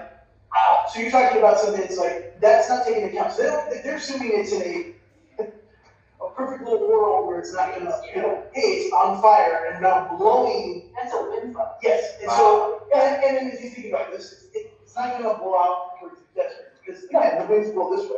So it's just gonna consume Acton, Nautical, Seed, Santa Clarita, that's all, I mean, it's all high fire risk. It's almost like, how do we make this as potentially dangerous as possible? Right, yeah. Where do we put it?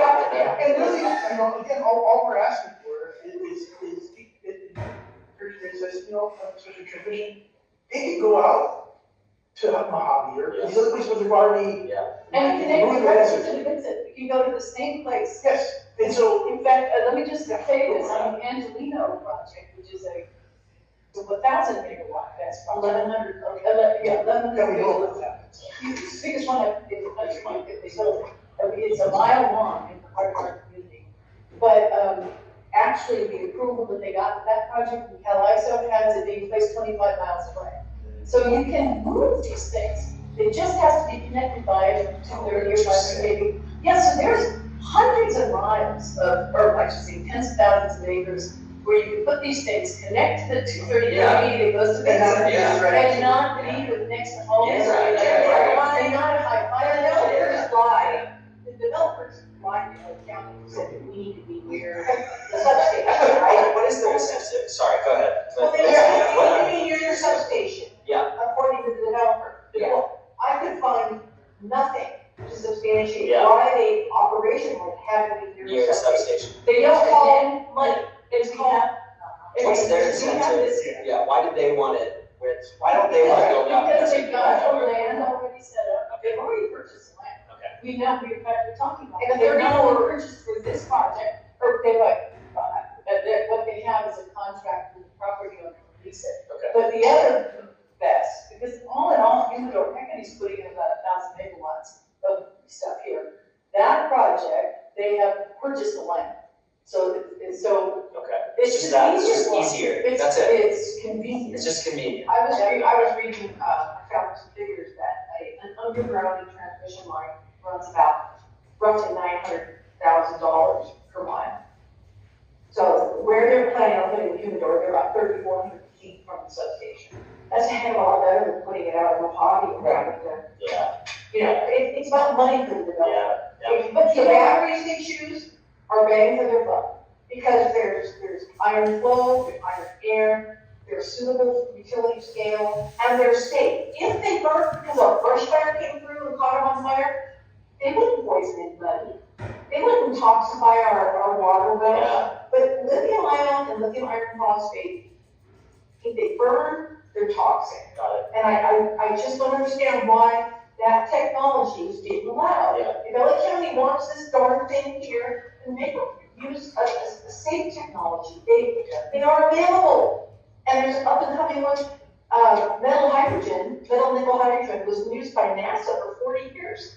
You're not gonna put a lithium ion battery in Hubble. Yeah. Because what's gonna happen if that thing malfunctions? Boom, right? So they're not gonna risk that. They put something that they can count on as being safe, and the metal nickel hydrogen is safe. So Yeah. I don't understand developers' big push for these lithium-based batteries. Okay. I just don't. Well, it comes down, I just, when you get to Sacramento, is to just restore common sense. Yeah. And Please. because you take this, if this was a lithium battery, I am not allowed to mail this, nor can I put it in my luggage to send them on a plane, because they're afraid it'll burn down the plane while it's flying.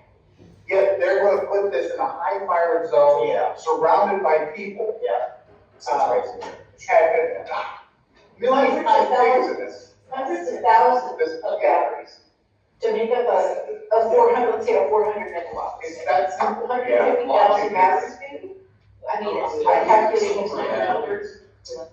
Well, I don't want to. Yeah, no, I was gonna say I can go ahead. I can have, yeah, I have a beer later, so like, let me talk about this. I came because of talk to Ruth, and I share your concerns about this. I don't get it. Common sense, right? Like a high fire risk thing, put it out in the middle of the desert where people aren't living, you know, and like put it in a place that's safe for folks. And if a fire does catch, figure out how to do it, deal with it in a safe way, but not near where people live, where the environment needs to be protected. So I agree, and I have a lot more I want to say, but also like even just your mention of like legislation gets passed and because of term limits, there's no, so how's the legislation doing? Is there teeth on it? Is it getting enforced? Are the regulations matching the legislation? There's no match. Rewriting it. They don't have legacy. Which is, which is crazy. So like, even just working on this procedural things I'm interested in doing too. But I also just want to say, I'm so impressed with how much work you do for this community. You're really in the weeds on this in such an impressive way. I just want to commend you. It's really admirable the work that you're doing for this community. And if I can be just a part of helping out how I can in the state senate, I really look forward to doing so. And we have the high-speed rail coming through here too. Yeah. But we've been working on it 12 years. We have the bad buddies with them. We Yeah. got us right away. Oh, okay. And the problem is, that's another fire hazard. So it's like, what are we doing? I think I'm a big believer that as we continue to build in California, we have to continue to build. We should be paying very close attention to that fire risk whenever we're building. 100% on board. Yep. So just ask that, when you make it there, that, remember the little back then. No, Of course. But yeah, we would be happy to have you back in time, and please, We always have a place in our agenda for representatives. Yes. I would love to come back. I would love to come back. And fire insurance. Yes, 100%. I know. That's It's crazy. I know. It's insane. One of the crazy things to me, connecting these things too, is that home hardening, you can do home hardening. Yeah, it doesn't bring up here. So just one more thing on that is, it's not just home hardening, but we pay the county to come do inspections, where the fire department looks and says, you have a defensible space, you're good. That counts for nothing. Yeah. So my thing is, the people that are going to fight the fire in the house when the vest goes on fire and it's burning through, they say that it's okay, that should count for something. Yeah. That should be in the table of things, and we've done a lot of stuff with, trying to work with the state, CAL FIRE on even the maps, because we said, all of Acton is not a kind of tinderbox. Right. We don't have heavy brush in a lot of the areas. Yeah. If you look like Fort Benning, San Diego and stuff, that's all concrete.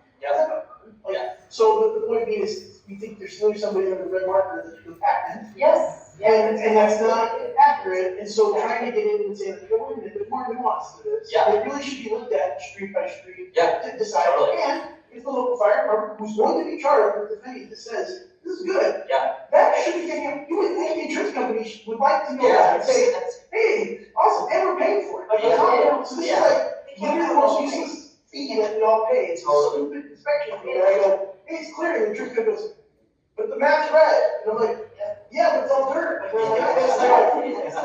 Totally. On that, just on the insurance, I just. No. Is that one of the things we try to work with the people who are elected, is that, there is a way to give people insurance. It doesn't involve the fair plan, which. Yeah. What a president.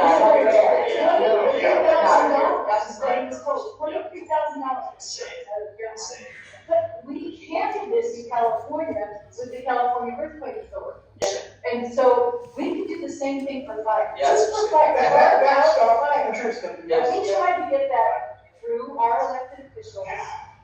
That's interesting. I'd love to talk to you more about that. Yeah. It's interesting. Now, as the Earthquake Authority for the first 5 or 6 years, it was pretty expensive to Yeah. fix. But after about 5 or 6 years now, I can afford it. So I have earthquakes. Yeah. And that's through the state. That ain't through that. I mean, That's Look, guys, you have to incentivize insurance companies that they're not gonna be theoretical, let's for $1 trillion, that's for sure. But at the same time, focusing everybody into one, place, with fair plan is a terrible idea. Yeah. Basically, all the high-risk people, you throw them in one pot, and you go like, well, gee, why the rates go? Well, because you put all the high-risk people in one pot, there's no backstop for it, and so it's everything. Yeah. But trying to find some way to incentivize, because the more insurance companies leave, it's just gonna continue to go up, more people. I know. And I'll tell you what, a lot of people Yep. was agreed to have higher deductibles. Absolutely. Because Bring we're down not prices, worried yeah. about, our tool shed. or- Yeah, totally. That's a good But the point. whole house goes Yeah. down. Yeah. So that's like, Yeah, that's a good point. and that's. Yeah. And for some of us who've been out here 34, 35 years and never had a fire. Or a plane, or any Or- jet. Or a plane. Yeah. Bring down premium, bring down $20,000 a year. Oh my God. It went from 3,000 to 20,000. I'm sorry you're paying that much. That's I'm insane. not. She's not. Oh, okay. Okay. My son's a contractor, I even tried to do a more people all the time. And there are people Saying, who lose their homes. So There's- the mortgage, if you have a mortgage, it's Yeah. whatever. I know, no, it's. We have problems. Yeah, we did, I know, I'm applying for a job that seems pretty tough.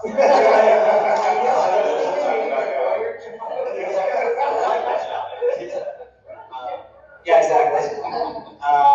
All I can say is like, I genuinely, I nerd out on policy. I'm gonna be staying up late with the bills, trying to figure out how to get this right, how to reverse track on the cost of living in this state, insurance for all of it. And I don't know that I have all the answers, but I'm a good listener and I want to learn from experts who are doing the work locally and also just people, to learn how to get this done right. If you ever want an opinion on energy policy, just give us a call. Please, yeah, no, I love this. Yeah, I absolutely will, absolutely will. Well, really appreciate listening. Yeah. I know we're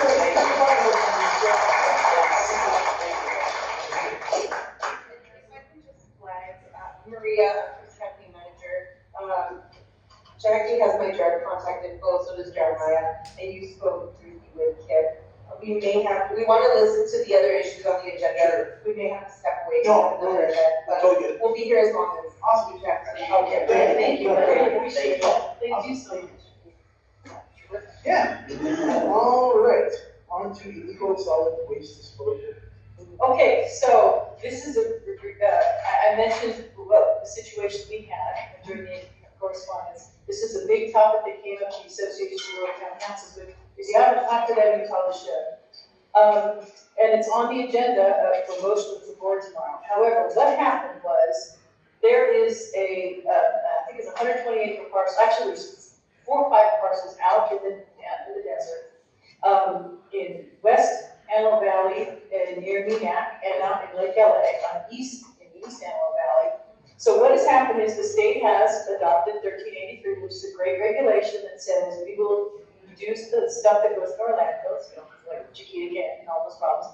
We're going to recycle. We have organic recycling and solid waste. All right. So every place in LA County is complying with that, and we are going through our own garbage disposal district proceeding right now with that. But the problem is that many municipalities are segregating the waste, and then the waste haulers are just taking them up into the desert and dumping it. Yep. So, and at the recent public hearing that the county convened for the garbage disposal districts, this one woman brought a bag of trash and dumped it on the floor. She goes, "This is what's going into this property." Now, there's no permit for the property. There's no conditional use permit. It's not a licensed dump facility. And they're just, so all the municipalities are having the waste segregated and people are paying for the segregated waste, but then the contractors, and she specifically identified Athens as being one of them, because she sees their trucks, 40 or 50 trucks a day go up there. I don't know if you've heard about this, but dumping it, and Christine, I think is her name. Anyway, so that was a big topic that we were addressing, and the problem is the people up there keep calling it mulch, and I keep telling them you can't call it mulch, because once you call it mulch, nobody's going to care about it, because mulch is legal. It's not. When you have this pile, she pulled up, there was underwear, there was garbage, there was I'm sorry, it was lots of bottles of trash. It was not mulch. So they got a letter back from Cal Recycle that said, I'm paraphrasing here, that the responsibility is not with the hauler, the responsibility is with the property owner. Except when you actually read the regulations, it says very clearly, there's 2 paragraphs, and it's Cal Recycle shall implement this regulation when property owners have illegal stuff down. And then the second paragraph says, if people place stuff on the property that's not licensed, Cal Recycle will go after them. Cal Recycle is refusing to go after them. Yeah. So it's, and I don't have it here in front of me, but I could send you that letter. It was shocking that they actually said that when the statute itself says no. And the problem is that none of these statutes have any, Cal Recycle has no obligation to implement the regulations that have actually passed for the statutes. It just says, the statute says, these are what you have to do. And the Cal Recycle, which is the agency, state agency responsible, for it, said, well, we're just not going to implement that. So the regulations I know of that actually get implemented, CEQA, Safe Drinking Water Act, regulations I deal with all the time, they're only implemented because the public implements them. It's a publicly enforceable regulation because a person can bring a lawsuit against the EPA, that's how we finally got these cesspools to be addressed in Cactus Creek. So but unfortunately none of these recycling regulations or solid waste regulations have that provision that they can be enforced by the public. So nothing gets implemented, nothing gets enforced. So the ARTC sent out a notice asking people to comment tomorrow on this board motion where they're talking about solid waste, because a big problem is that the state standards for mulch, and I use that term because it is standard for mulch, can have a certain percent of trash in it. And so a lot of the mulch has a lot of trash. Really the problem they're dealing with is not mulch. And so in the last meeting we had, which was the ARTC meeting, Pam was there with me. I think I got them to say, okay, we got to stop calling it mulch. It is solid waste is what it is, and it's to be properly disposed of it, unlicensed, unlicensed with a little bit of mulch.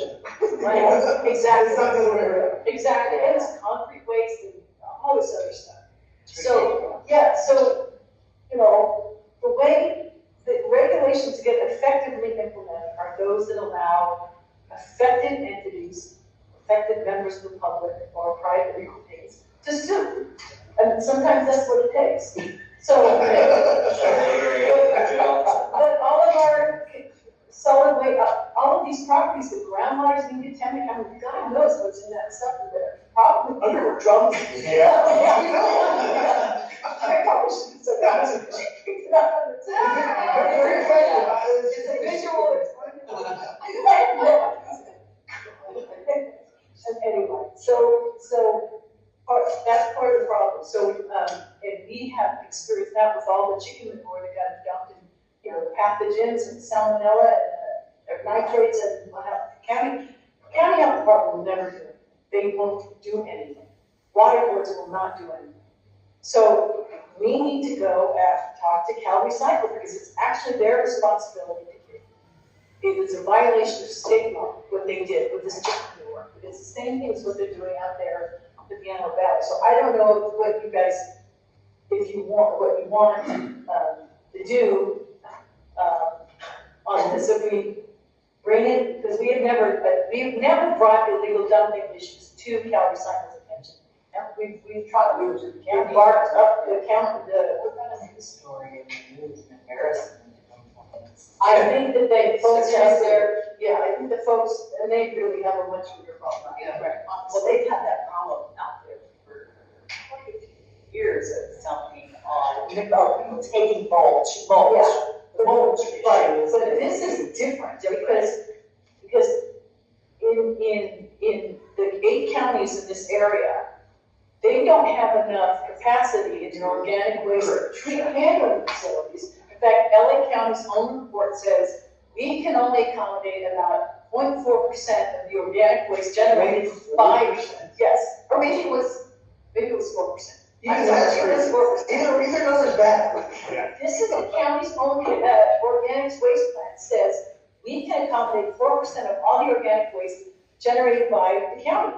And so, when the state passes 1383, which is it's great. I'm all for recycling regulation, but then there's not enough way to handle the organic waste. So then it just gets, and there's no, it's the trash haulers who are supposed to be responsibly disposing of it, but the law, but the agency aren't doing anything. And our own county, in the EIR that they just drafted on, that we commented on extensively, says this is only about trash hauling. We are not in this EIR going to look at the disposal of that trash, which is a violation of CETA, because if the whole project is a trash project, it's not just hauling and then somebody else was disposal, because that is why, and that's what that meeting, that's when Nico Thomas was there. She's the head engineer for public works, and she finally said, I understand now the nexus between disposing of the trash and hauling the trash.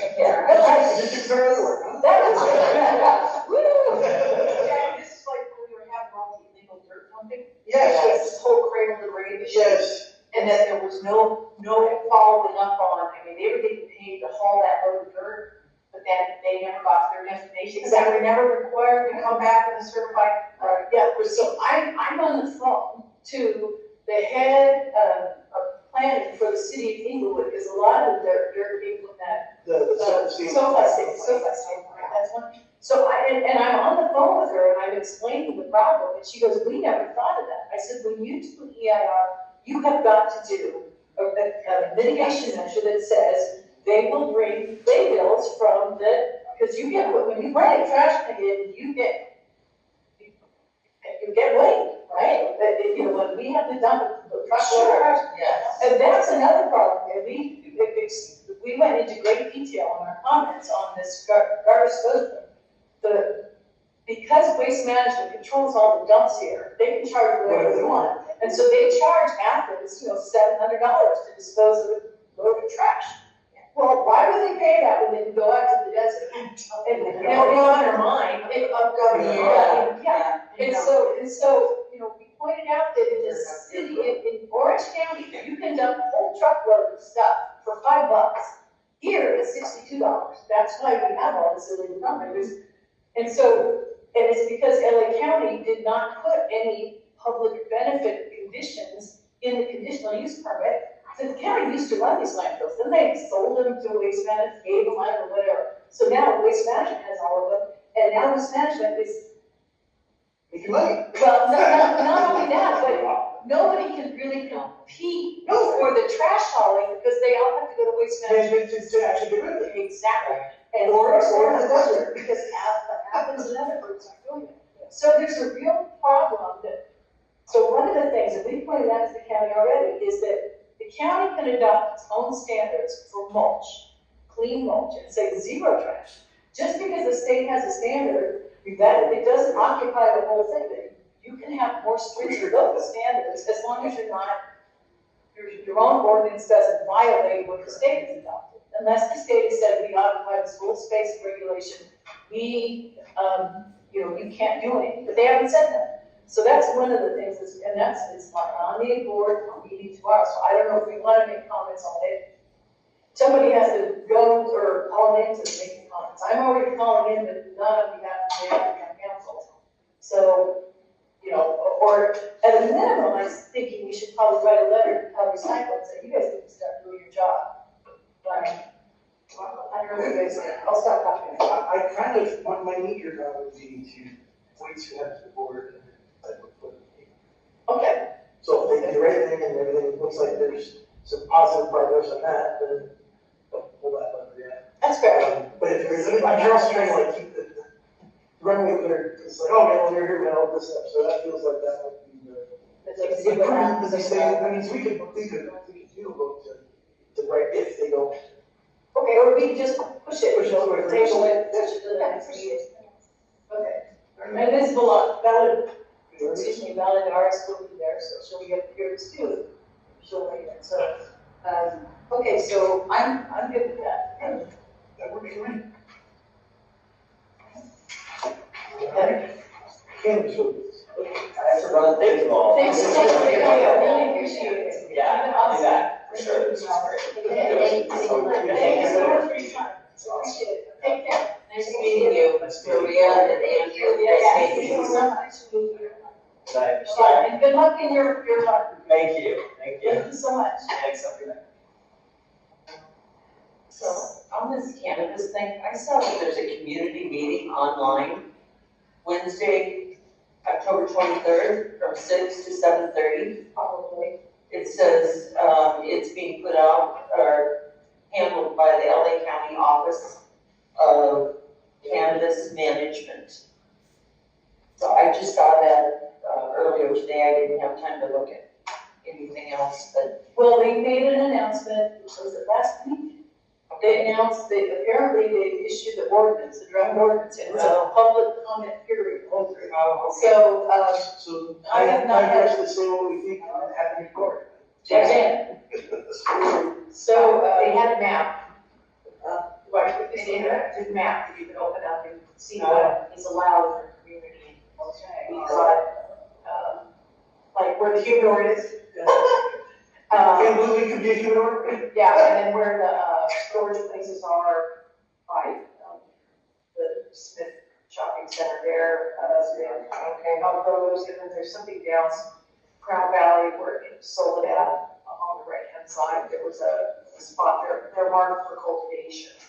Now, the map was kind of jumpy and it kind of come in and out, we didn't have any, anything marked for retail that I could see because we're commercial rural. Yeah. So we didn't have that vulnerability. And then, but I think you can still do commercial out of, processing, do any of that stuff out of an industrial zone, that's right. That's what I recall, but I think, and the map would go from green to sometimes brown, which was a code for another use. It would kind of like fleeting to go there, so I didn't know if it was like, and when you click on the parcel, it only comes up as cultivation. I would think it would come up as whatever it was able to be used for, but, on the nose, we have some retail vulnerabilities over there, so. I looked at it, and thought we looked pretty safe, because there's already development in the areas being designated as being able to get cultivation permits, except for humidor. So if we stop humidor, I'm sure it was a giant ordinance. I a draft, or they write the ordinance? I believe it's a draft ordinance, and I believe it's a public comment period. Okay. Yes, it is. So, I just wanna, it's important, we have more property zoned for cannabis businesses. We probably have about 100 acres. So there's really 30 businesses, 40 businesses. And so there'll be an over concentration there. And what we talked about was our concerns with, in all the comments we submitted in the last 3 years for development, is, how these, some of them are, all of them are across the street from homes, like a lot of homes. Yes. And they're all going to be protected with armed guards. And and we had the discussion with County Council, Joe Nichita, at that meeting, and I explained to him, I said, this is literally 30 feet from where kids would be playing in the yard. So how do we, what do we do that? He literally said, Jackie, what if we write in the ordinance that the weapons cannot be carried outside of the building? And I said, well, that's good, except for, I don't think the robbers are gonna comply. So, and then when shots are fired, it's gonna rain. So, and the county has never responded to the safety concerns. They just said, we will do the highest and best practices, and there's some legal term I got, it's highest and the best and appropriate practices, whatever it is. But when you ask them what they are, they don't tell you, they don't know. I mean, as long as they keep on taxing so high, you don't have to worry about legal growth. Because all of them are going to be illegal grows out in boondocks or in houses because the taxation on legal marijuana is so high that it's unprofitable. Period. And now that the market is starting to go down, that's why we got rid of all our green grow houses and all the grows now. And the desert we're not going to get hit. Right. So I mean, as long as the county continues and the state continues to do what they're doing over taxation, you guys are fine. Well, I just wish the board would tell us that. I mean, but it's realistic because the only reason why it's a return on investment, right? The guys out here, mom out here for a while, we had 126 homes at the peak, and now we're down to 1 or 2 acres once in a while. Was I buy a house for $600,000 to $700,000, I do a crop, I made $800K on that crop, and now I sell that house after it gets hit a couple times for 1.2. Yeah. Like at no point in there did I lose money. And the little bit that I lost on equipment, $20,000 to $30,000 I lost on equipment when I got hit by a narco change twice, that's cost of doing business. You're still way up ahead, And then once the property value started going down a little bit or interest rates started going up, do we see? You turn around, and we're getting calls to these houses, and we show up, what are they doing? They're remodeling them. Because they're putting them back on the market, they're selling them. So the in-grow houses are pretty much done. That's good to know. You might have like one or two, but the house prices are too much now, it doesn't make sense. What you do have is in Riverside, San Bernardino, out in the desert, away from everybody, is you have an outdoor grows. You know, because, and maybe they'll use like 20-foot dirt rims and stuff, so you can't even drive up on them, and then make like a fence and all that other stuff. But going back, I mean, most of the properties, even all residential areas, for the most part here, are A1, correct? So, if this guy actually got brought up on my road, you have a new homeowner that supposedly is making a organic farm, whatever. They're A1, they're 30 feet from neighbors that just use it as equestrian properties, if you will. Maybe have some chickens, maybe have a horse or two, but realistically, it's residential. Right. It's not a farm. Exactly. They're turning it into a farm. They got a lot of manure and stuff. Somebody goes out there, they're using the property in proper zoning. It's not a grow. Except for the chicken manure is uncomposted. Right, and then they went out there and they did their thing, but they found that it was, and I guess it smells down now and all sorts of stuff. But, so they did their inspections, there's not a couple, I think we got another one coming up. But it's not a grow, and that is the 30 feet, they're using it, like, chickens, orchards, marijuana, it's still a problem, see, it's what it's on. Exactly. So, I mean, and then it's like, it's your house, right? You can step anywhere on your property, open carry. I encourage everyone here to be armed, right? We understand that it takes a while for any of us to get there. So, I'm just saying, I have gone to more houses with people trying to break in here with the homeowner detaining them at gunpoint. Because this community generally understands that first responders, fire, you are your own person. Yeah. Even if I'm here right now, to Jeremiah's house, how fast would it take me to go to your house? 7 minutes? Yeah, of course. And that's not traffic. No, that'd be good. I mean, I know exactly, I said 7 to 10 minutes. 7 to 10 minutes, a lot of things happen. After 10 square miles in the area. I was wrong, under 100, we're trying to figure out, according to Google, it's 45. Yeah, No, because they just count like south of the freeway down. yeah, they don't count. So, yeah.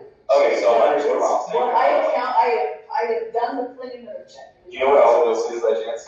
Huh? Do you know what Alvin is by chance? No, I do not. But it's not hard to figure out. Yeah, he's one of my frequent flyers. That's I right. know you guys legit. How do I know? All kinds of activity that's certified, I say yes. No, I got a phone call. The other thing about the cannabis is, and we haven't, I talked a little bit about it at the public meeting we had here, except for the micro businesses, there's no limits on it. Yeah, but, so I was just looking at the map before we were talking. They don't show any availability in active market. No, because there's no limit on micro businesses. No, I'm saying they're not, they don't show up as a layer. Exactly, because they're allowed everywhere. Curtin County has a few of those, but they have them. No, they're color coded. Yeah, they want Does have a- I thought they said there was no zoning restrictions on it.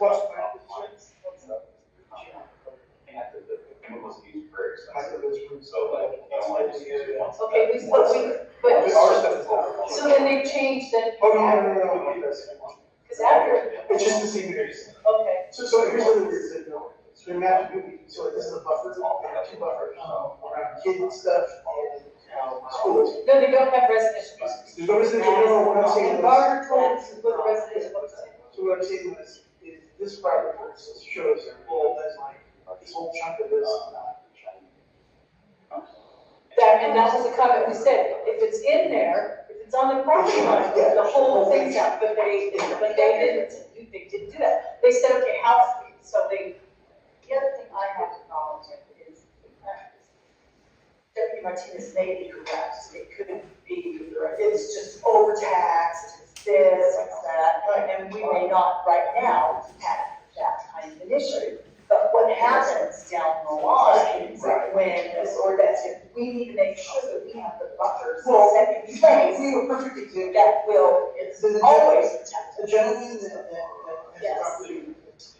Right. It's where it could be. Sure. So, you know, they're wanting to to leave, and they said, well, I mean, you know, we're not gonna do, I don't want the storage, there was some switching between an agricultural operation. And agriculture maybe starts, oh, we're gonna grow corn. And then they do it, they're like, oh, this corn should have sounded for a lot of weed, you know what it would? It's a bunch of wheat. And so that's more of a concern about us, is having somebody that comes in, maybe the first person that comes in with the legitimate, or just, like, we don't want to do it developer as it is. We're gonna do this, and then they do that. And this is the same kind of thing, somebody says, oh, buy the property. From you, you live on property, I'd like to buy it because I wanted to do a agricultural operation. You go, what does that mean? Oh, we're grow plants. Oh, okay, all right, sounds great, acting's great. Well, the county, with the meeting here, we had the county council's proposal to protect us from that, said the lot has to have an existing building. So then I just said, they thought that is never gonna happen. So I said, okay, let's say somebody comes in and says, we're gonna build an indoor storage facility, and they put it in a 50,000 square foot facility. Okay, fine. So then they do it, and then they get the approval, and they get the construction done, and then they say, you know what, we want to do pot instead. The building is on the property, that's already legit, and she's like, two county council people, you know, it's like, you guys have to be so careful when you write legislation like this. It's like you have to think, how many different ways can it go wrong? And they don't do that. And it's just like, and she poked that hole and they went, oh my gosh. They're going to stop for like 5 seconds. But the problem, and this is another problem with micro business, is that there's no limit on how many there are. Yeah, so and the parcels get like 500 businesses. But they can be critical extraction, supercritical extraction, which is very dangerous. When these illegal pot labs blow up, that's what blows up, right? I'm curious. They're allowed in this high-fi area. Let me finish. They allow up to 10 or 12,000 square feet of cultivation, and it's not clear does that mean of the 12,000 square feet of the building, because they build these things in racks. So you could, in a 12,000 square foot place, have 40,000 square feet of pots, which is that's a huge grow. 12,000 square feet of grow is very large, and you can also manufacture, process, extract, and sell. You can do anything in a micro business. Yeah, well, Unlimited. here in also manufacturing permit eligible areas all. Yeah, we have more acres of land that can be used for this than all of Supervisor Horvath's district. In unincorporated. Acton has more land for cannabis uses than cannabis. Also that. Which, you know, the problem is they're not going to control the concentration. They're going to come here because the land's cheap. It's really expensive in Malibu, but land's cheap here. And we have 80 acres of industrial. That's more than most unincorporated areas in the entire county. So it's all going to come here without limit, and that's wrong, you know? One, two, fine. As long as it gets spread around the county, that's not what they're going to do. They do make a buffer around residential that will take out. Or limit. Well, Not all of it, but it will. There's certain something, and that's fair. Then our map, I guarantee, our map for red, Supervisor Horvath's district, and the other one is, who's the other one? The only one they see anything on parole. The one who's got, out there is a San Gabriel Valley, who's that? Solis.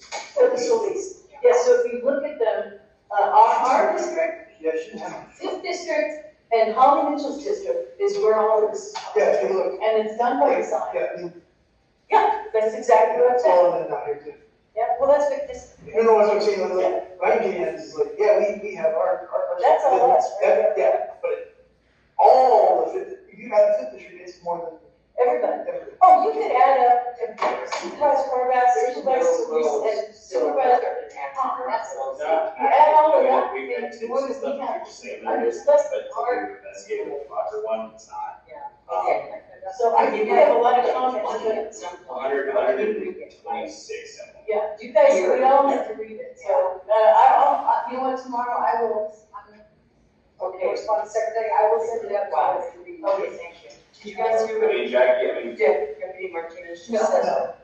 No, I mean, they knew that we had like about 126 at that point for houses, but the other thing with marijuana, like, it's not like we can just put that's harvest process that you can't just chop the plants down. You gotta, like, there's, the buds and everything, and harvesting the plant properly. So I don't think the concern of like having someone come rob a grow in a neighborhood is really the concern. Possibility, maybe in transit once all the labor's done, unless these guys are willing to do all the labor themselves, like, you know what I'm saying? Like, it's. I think, though, the other concern is that all this property could be used for, like, manufacturing and stuff, like, that would be like, or the store, right? So they're gonna make edibles, or make whatever, and they're gonna stick it all in this warehouse, wait for it to get done, and then that's where. Totally get that concern, but. It has a cut.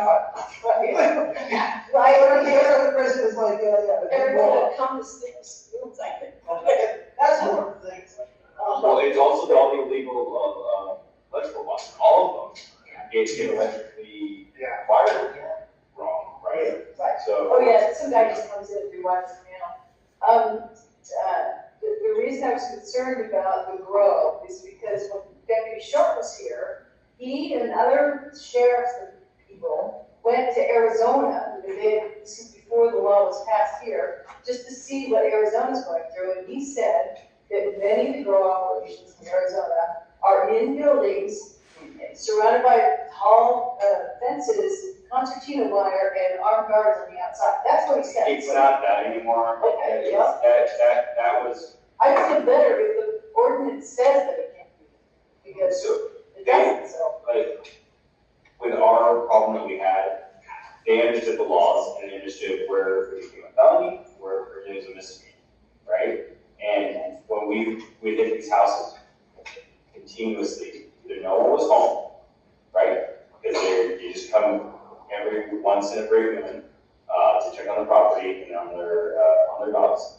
Yeah. And so they would be completely vacant, or if they were there, the person would be cooperative, no firearms, give us their ID, or sadly, it would be like someone that didn't speak English that was being human trafficked, from not what you would think, it's like somewhere in the Middle East, where they're just, they'd be human trafficked to work and, harvesting whatever, and they had no clue what they was going.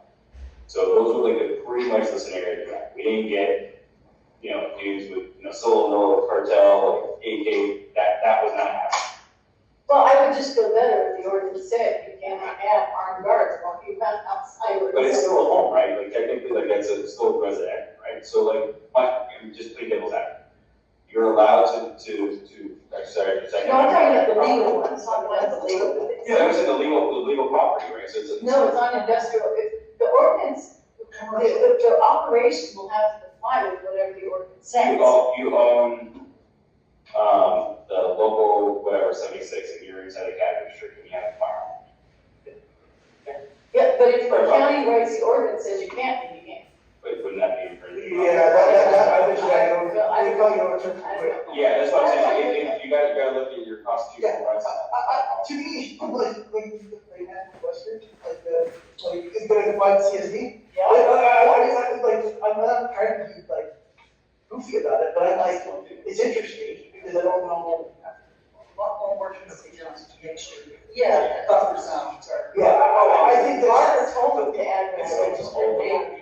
Because they know what laws do, most of them, or most of them, but I said, okay, Just I'm saying, we're fine with it, I'm saying that is why they did it, because if they turn on that buffer map and look at it, there's gonna be 3 places in the county that you can do this. But the interesting thing was, they were setting up a privately funded, this was, they were talking about campus a few years back. They were setting up a privately funded, Angela's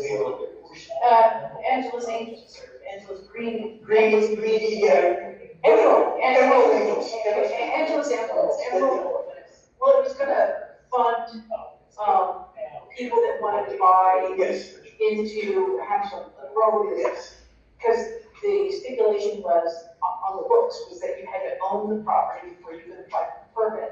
And what they were doing was they were going into, disenfranchised neighborhoods and underserved communities. And to make it better for them, they were offering to take these private investors' money and buy the property for them, so that the property would be owned So up they front, could go and then they could apply for a permit. And I thought, you know, it just boggled my mind because those communities have been decimated, like South Central, they've been decimated by drugs. Yeah. And yet, we're going to help them, Yeah. well, have grows. All of this is crazy to me from the standpoint of why do we have to have an LA? Like, it's bizarre to me from the, well, I know, but it's like bizarre to me from the standpoint of like, Money. yeah, but I mean, like, they chased all the agriculture out of it, right? Like everything just houses, whatever, it's what it is. So the point is that if you look at the rest of the state, which is an agricultural breadbasket for the world, there seems like a lot of places that you could do this without Coming close to cities. well, or you can have worry about buffer zones, it's the whole thing. Yeah. So I like, this is like, I'm trying to tread the line between like, not being nitpicky.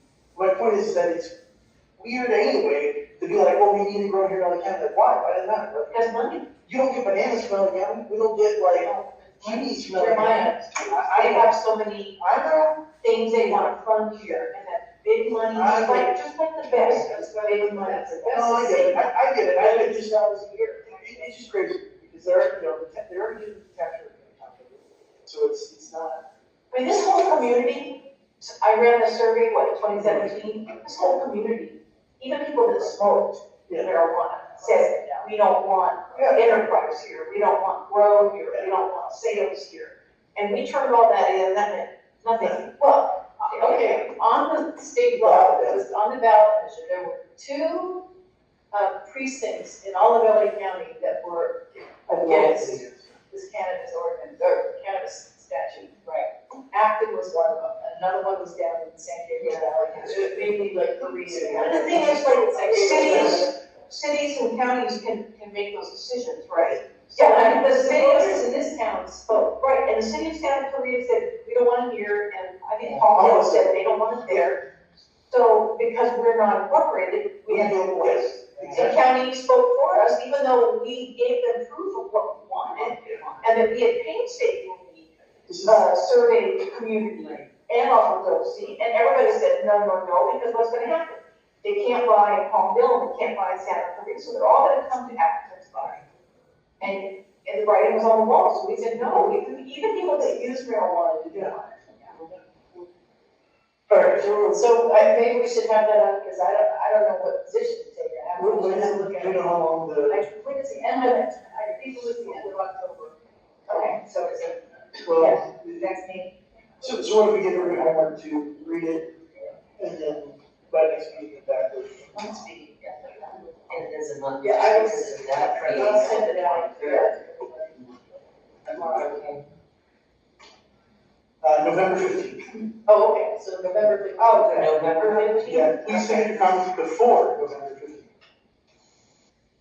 I think we should actually ask for a meeting to discuss it. Because, we had, they presented it here, and on the slide, we had some concerns with it, but after that meeting, we had like 50 other problems with it, and there was nobody to talk to. Yeah, we could answer that. I think that we could do that. I think that.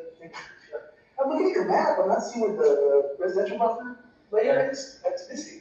And that was Supervisor Garber's motion in like February of last year. I have the language, and all 5 of them approved it on. I don't think we need to make a motion to that. So,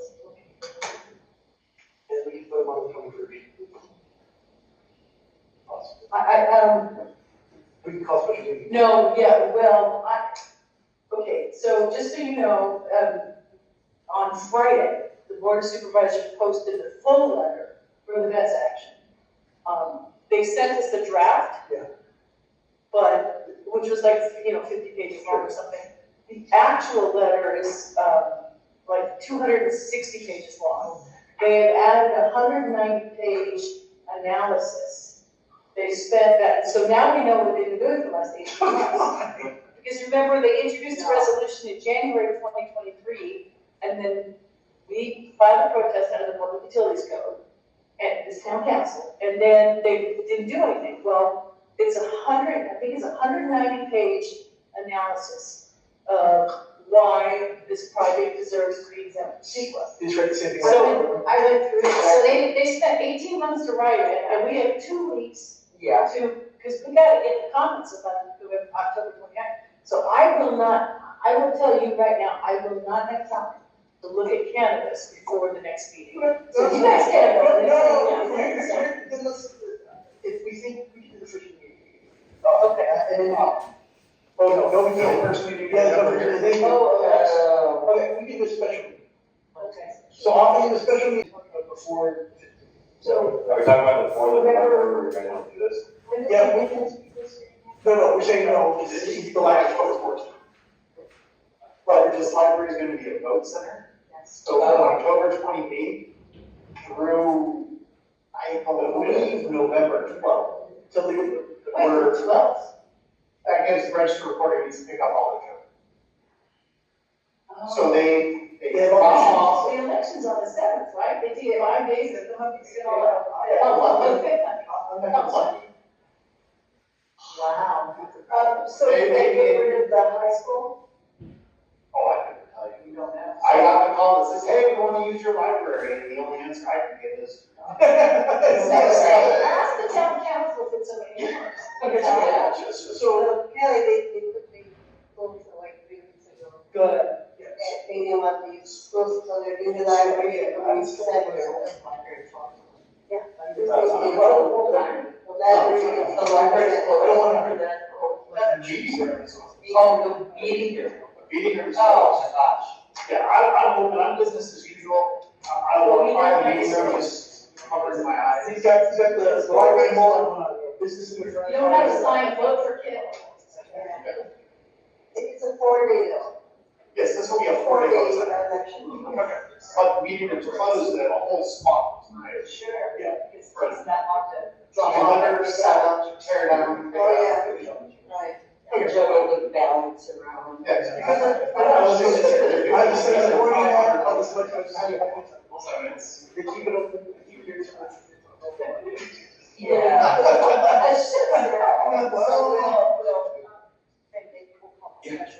Yeah, it's objective. Offer whatever after this, the date that she needs to look at. We'll make it whatever we have to do, whether it's here, whether it's via Zoom, whatever, we gotta talk to communities, whatever we have to do. I think it's an important. Okay. Okay, our next topic, cannabis screening. Yeah. Oh, we love these topics. I did, I had a lot written, but I'm just gonna, Is there anything else to add? So, yeah. Is there anything else to add? So, yeah, okay, so I wanted to talk to you about the HCD, I talked to the guy, he said there's nothing more that we can do. My hands are tied. Then I went back and I read the statute and the regulations, and I think there's a lot that we can do. And so, I wanted to suggest that we write a letter to HCD enumerating all the activities they can do, citing the homes, the Mobile Home Park Act and the regulations for the act, and to get rid of this thing. So he said, well, we have to go, we have to relocate all of that. And Okay. finding homes, I'm like, do you have any idea how much that No, LA County has spent on Measure H? Yeah. I mean, billions of dollars. How can you not find homes? 3 people just left. Yeah. Why can't you just say, you can't have any more new people come in? And by attrition, Exactly. And then why? No, that's your job. That's your Why job. can't you find homes for 10 people? Yeah, so again, it's your job. Is it Lancaster that they're talking about? No, but I'm just, can they go there? Well, okay, just like 60% of the rooms that were acquired from the project in here, but stayed in here, the city and county, still are empty. So, no, they're not, I mean, thousands of rooms are empty because the hotels are in such horrible shape. They're just, they don't, it costs a lot of money to rehab them, so. Yeah, the whole point is regardless, we're gonna find homes, yeah, that's your job, but that's exactly There's what only you 10 of just. them, it's not like 500. It's like, in the last, how is it in the last 10 years you have not found a space for 10 people? 10. They're now 14, like, they keep waiting, they're gonna keep, like, it's gonna. So I think, but we should, I now know the name of the guy and his contact information, his name is, but I know it. So I think that, I move that we write a letter to ACD enumerating all the activities that the mobile home, the California Mobile Home Parks Act grants them authority to undertake, and copy county staff and EPA staff. I'm sorry, I'm not having this, like, write a letter to explain to them what their job is what I'm getting. Well, like, Here's what you can do. there's nothing else. No, I know, I'm laughing just because But like. he's lying to us, saying there's nothing else we can do. I'm like, except for post these signs that they're not, you don't have to pay rent to this guy. And it's like, that doesn't get rid of it. Now, I'm gonna tell you that the person who's down as the, listing agent or the person to contact for the sale of it, he's also an owner of the property. He's a part of it. What? Yes. So, Wait, he's holding the mortgage. Oh, okay, so he's holding the mortgage. Yes. There's only one owner, his name is Hal, and the actual is in active holdings or something like that. So the actual property owner is, Maybe his name of the guy that is listing it for sale. okay, so Like when you look up the property, the mortgage is actually held in the name of, the holdings or something, so his name is on the. It's higher. Mortgage listed, so 750, Well, first it was higher than that, and it dropped to 750, and then, the guy came from Pure Blossom, he said, came to me and asked about what the rules, because he'd been approached, I think, by. yes, he didn't, he approached us after the meeting. No, I'm saying, he got approached by. By the guy. Yes. And he said, I'd like to clean it up and put a respectable park in there. I said, well, there's a lot of issues with that property. Yeah. Did you guys give him a copy of the Superior Court order? No, we told him about it, and told him too, like, hey, it's accessible to you, and look how accessible it is. Oh my gosh. It's like, you want to clean it up, like, I'm confused, it's like, Poor little naive guy. well, he owns other ones, and that's why I'm sure that's why that was on their radar, was like, oh, this guy. Okay. Well, there's an RV park, mobile home park, I think it's in Little Rock, that is almost worse than Cactus Creek. He probably owns So, it.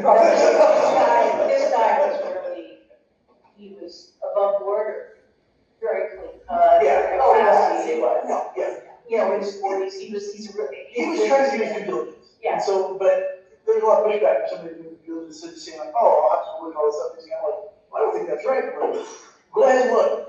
See what I agree with that. I said there's a lot of that. But I'm confused, the person who's listing it, is he or she, they, is it the mortgage holder or the property owner? Because the mortgage holder can't sell a property. Well, that's why I think he's part of them. Okay. Well, I do know that they have not paid their property taxes for years, so it could be that they're already in default on their mortgage. So it just doesn't want to. Yeah, well, so that's the contact, one of the private property, there is the contact. And his last name is the same as the mortgage holder. But Is it actually on Zillow or is it just on Facebook? No, I've seen it on. The listing was on. It was Facebook, the one that Tammy shared. No, but I saw it listed somewhere else, because like, I was like, is it really like? When I looked at the property, I just searched it online after that. Found that the name of the guy that was in contact was tied, the same name was tied to the property as far as the mortgage. Well, here's the irony, the county's gonna own the property very soon, because they haven't paid their property taxes. And I think it's 5 years. No, I'm not. No, I'm not. It's like, congratulations, you wouldn't start cleanup. That's why, I would love to buy the property for the price, just to give it to the county to clean up, but they're gonna make me clean it up. But now we also have the resources to, Yeah. That's exactly what. All right, so anyway, I moved to write that letter because HRT is state housing, community development is interesting concept. All right, so we have a motion, we have a second? Second. Okay, second. Any other discussion? All in favor? Aye. Vote? All right, that's it. Richard. Aye, Enterprise State. Thank you. Tomorrow the resolution of the intent to adopt the franchise agreement is going before the board of supervisors. Yeah. It's the first step of the approval for the transmission line. And, our lawsuit has been stonewalled by LA County because the judge was saying, well, the franchise agreement hasn't been executed, it hasn't been adopted yet. And we said, well, you don't need that to move forward. And the judge says, well, I really like that to be done before we move forward. So county just effectively kept using that to delay. The judge would say, well, when is that going to be scheduled for the board of supervisors? Well, we don't know, and we're not sure. And finally it got put on the board's agenda for tomorrow. And then if they pass it, which they will, then they've got 20 to 60 days to adopt ordinance formally. And so they've set that date for October 29th, right? And so October 29th, they'll have it on their agenda again and do a formal vote to adopt the ordinance. So I've asked people through social media to please write their letters because they all are against the best. I said, this is your chance to speak up one last time. And Like it's 545 if they go like this. I'll let you make that. But anyway, I put the word out today as a second reminder. I did a couple of weeks ago too, but I put a reminder out again today. Please consider writing a letter. And before I came tonight, there were already at least 20 that I knew of. Oh, great. It had been written. Good job, Ruthie. So, including one from my husband, actually me, but I'll write mine too. I'll write mine. You said it for words. Yeah. But, yeah, so people are writing letters, so, it's agenda item 53 on the, agenda tomorrow. So, I think that, it's the last piece of the approval puzzle, so it provides the permits to construct. But I don't think the developer is going to move forward until our case is litigated. That's just what I think. That's untrue, because they have a lot to lose. They have a lot of cases. Yes. Yeah, they start investing money in grading and buying materials or whatnot. We are now confirmed that they're using lithium iron phosphate batteries. And that was not because the developer told us, because the developer wouldn't tell us anything. They have been so non-transparent from the very get-go. So, I did a public records request, and I got their approved site plan. I got 2 site plans that were proposed with different types of batteries initially, but then the approved site plan says LFP, so that's lithium iron phosphate.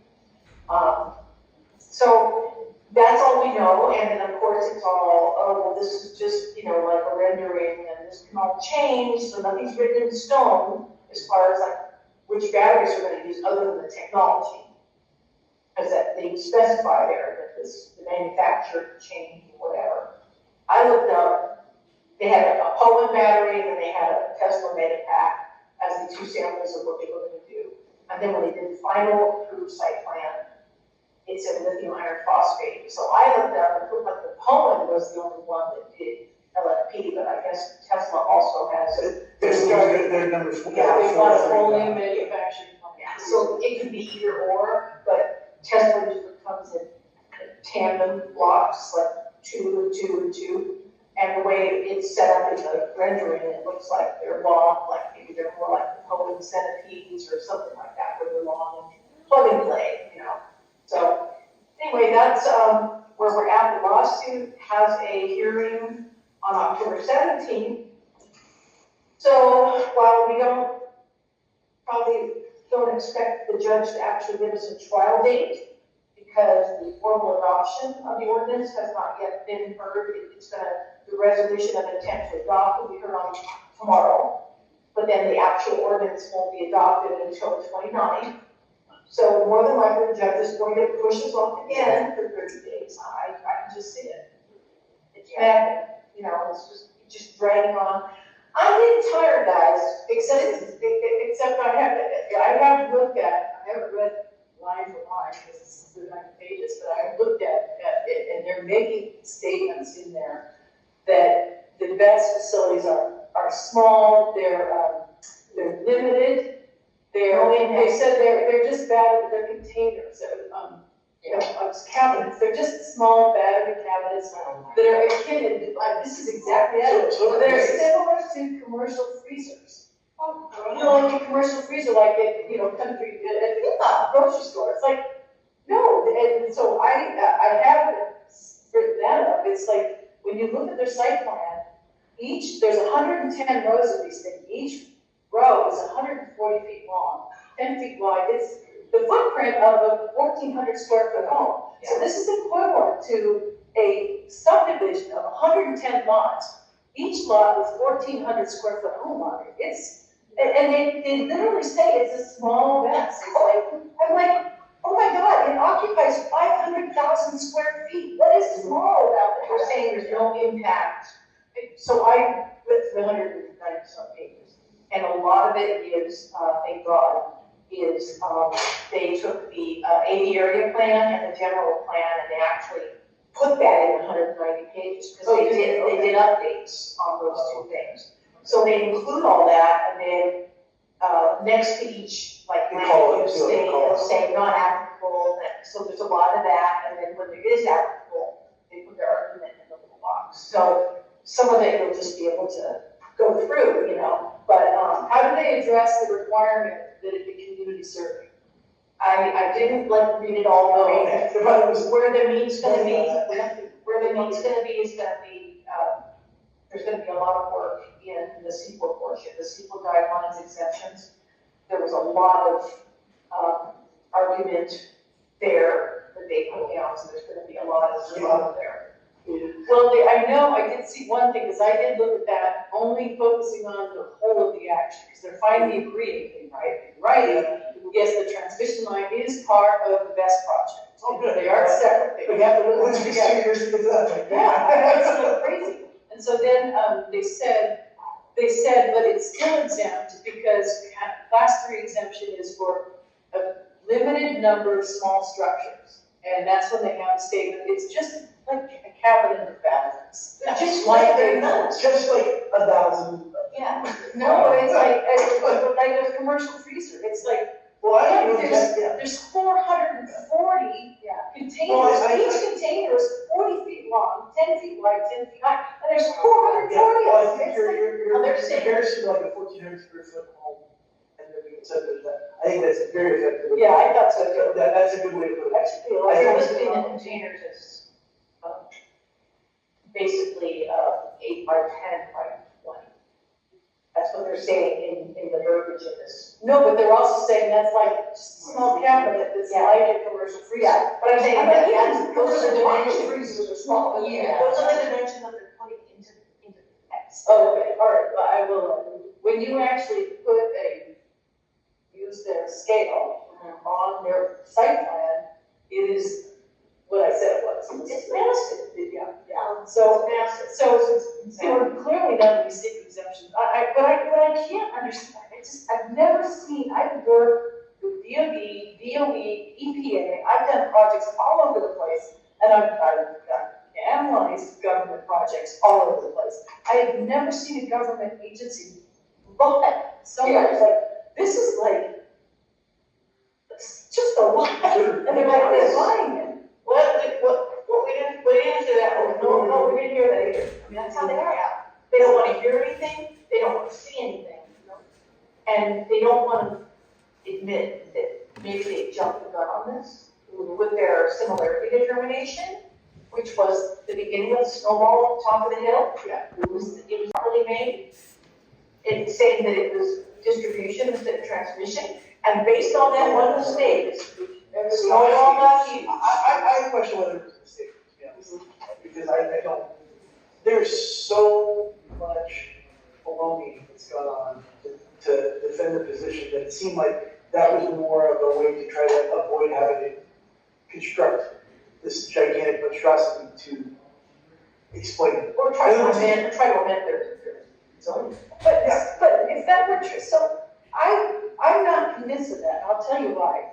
Because first of all, Hecate has a lot of money, and they have a gun to the county's head. Yeah. They absolutely, and trust me, the county's gun, Hecate's gun is a lot bigger, has a lot bigger barrel than the community's gun, right? Yeah. So, okay, I'm just gonna stop on the community, because we were told by regional planning that when they rescinded the first improperly done, site plan approval, it would go through the conditional use process, and we have that email. And so I think the county was doing the right thing, but then something happened, and I'm not convinced it was the county. It might be, this is so egregious, this letter. It's like, That's what no I think one person- lawyer on earth would say this is a reasonable thing. So maybe the county wants this lawsuit to succeed, so that they get, I suppose that's being Pollyanna-ish, but, Yeah. well, I said that. Because if we get the project denied in the courts, and the county walks away and goes, oh, well, we tried, but if county tries to rescind the project, Oh, yeah. once they know that these things can blow up and do what the overturned truck on the I-15, it caused havoc for 44 hours. The one on this Vincent Thomas Bridge that turned over, the three bastions down in San Diego County that burned.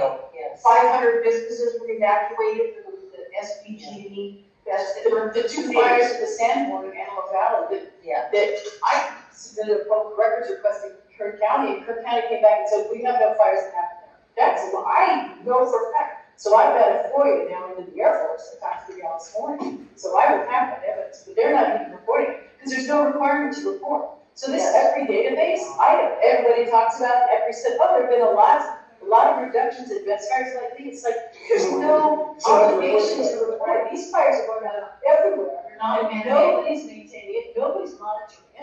And because there's the state legislature has not said you have to report these things. It's classic cart before the horse. That's how I just keep saying this thing, is that they roll this out there with a bunch of money in everybody's hand and say, go forth and propagate, right? They say, go build these projects. Right. And, they threw safety foundation to the wind.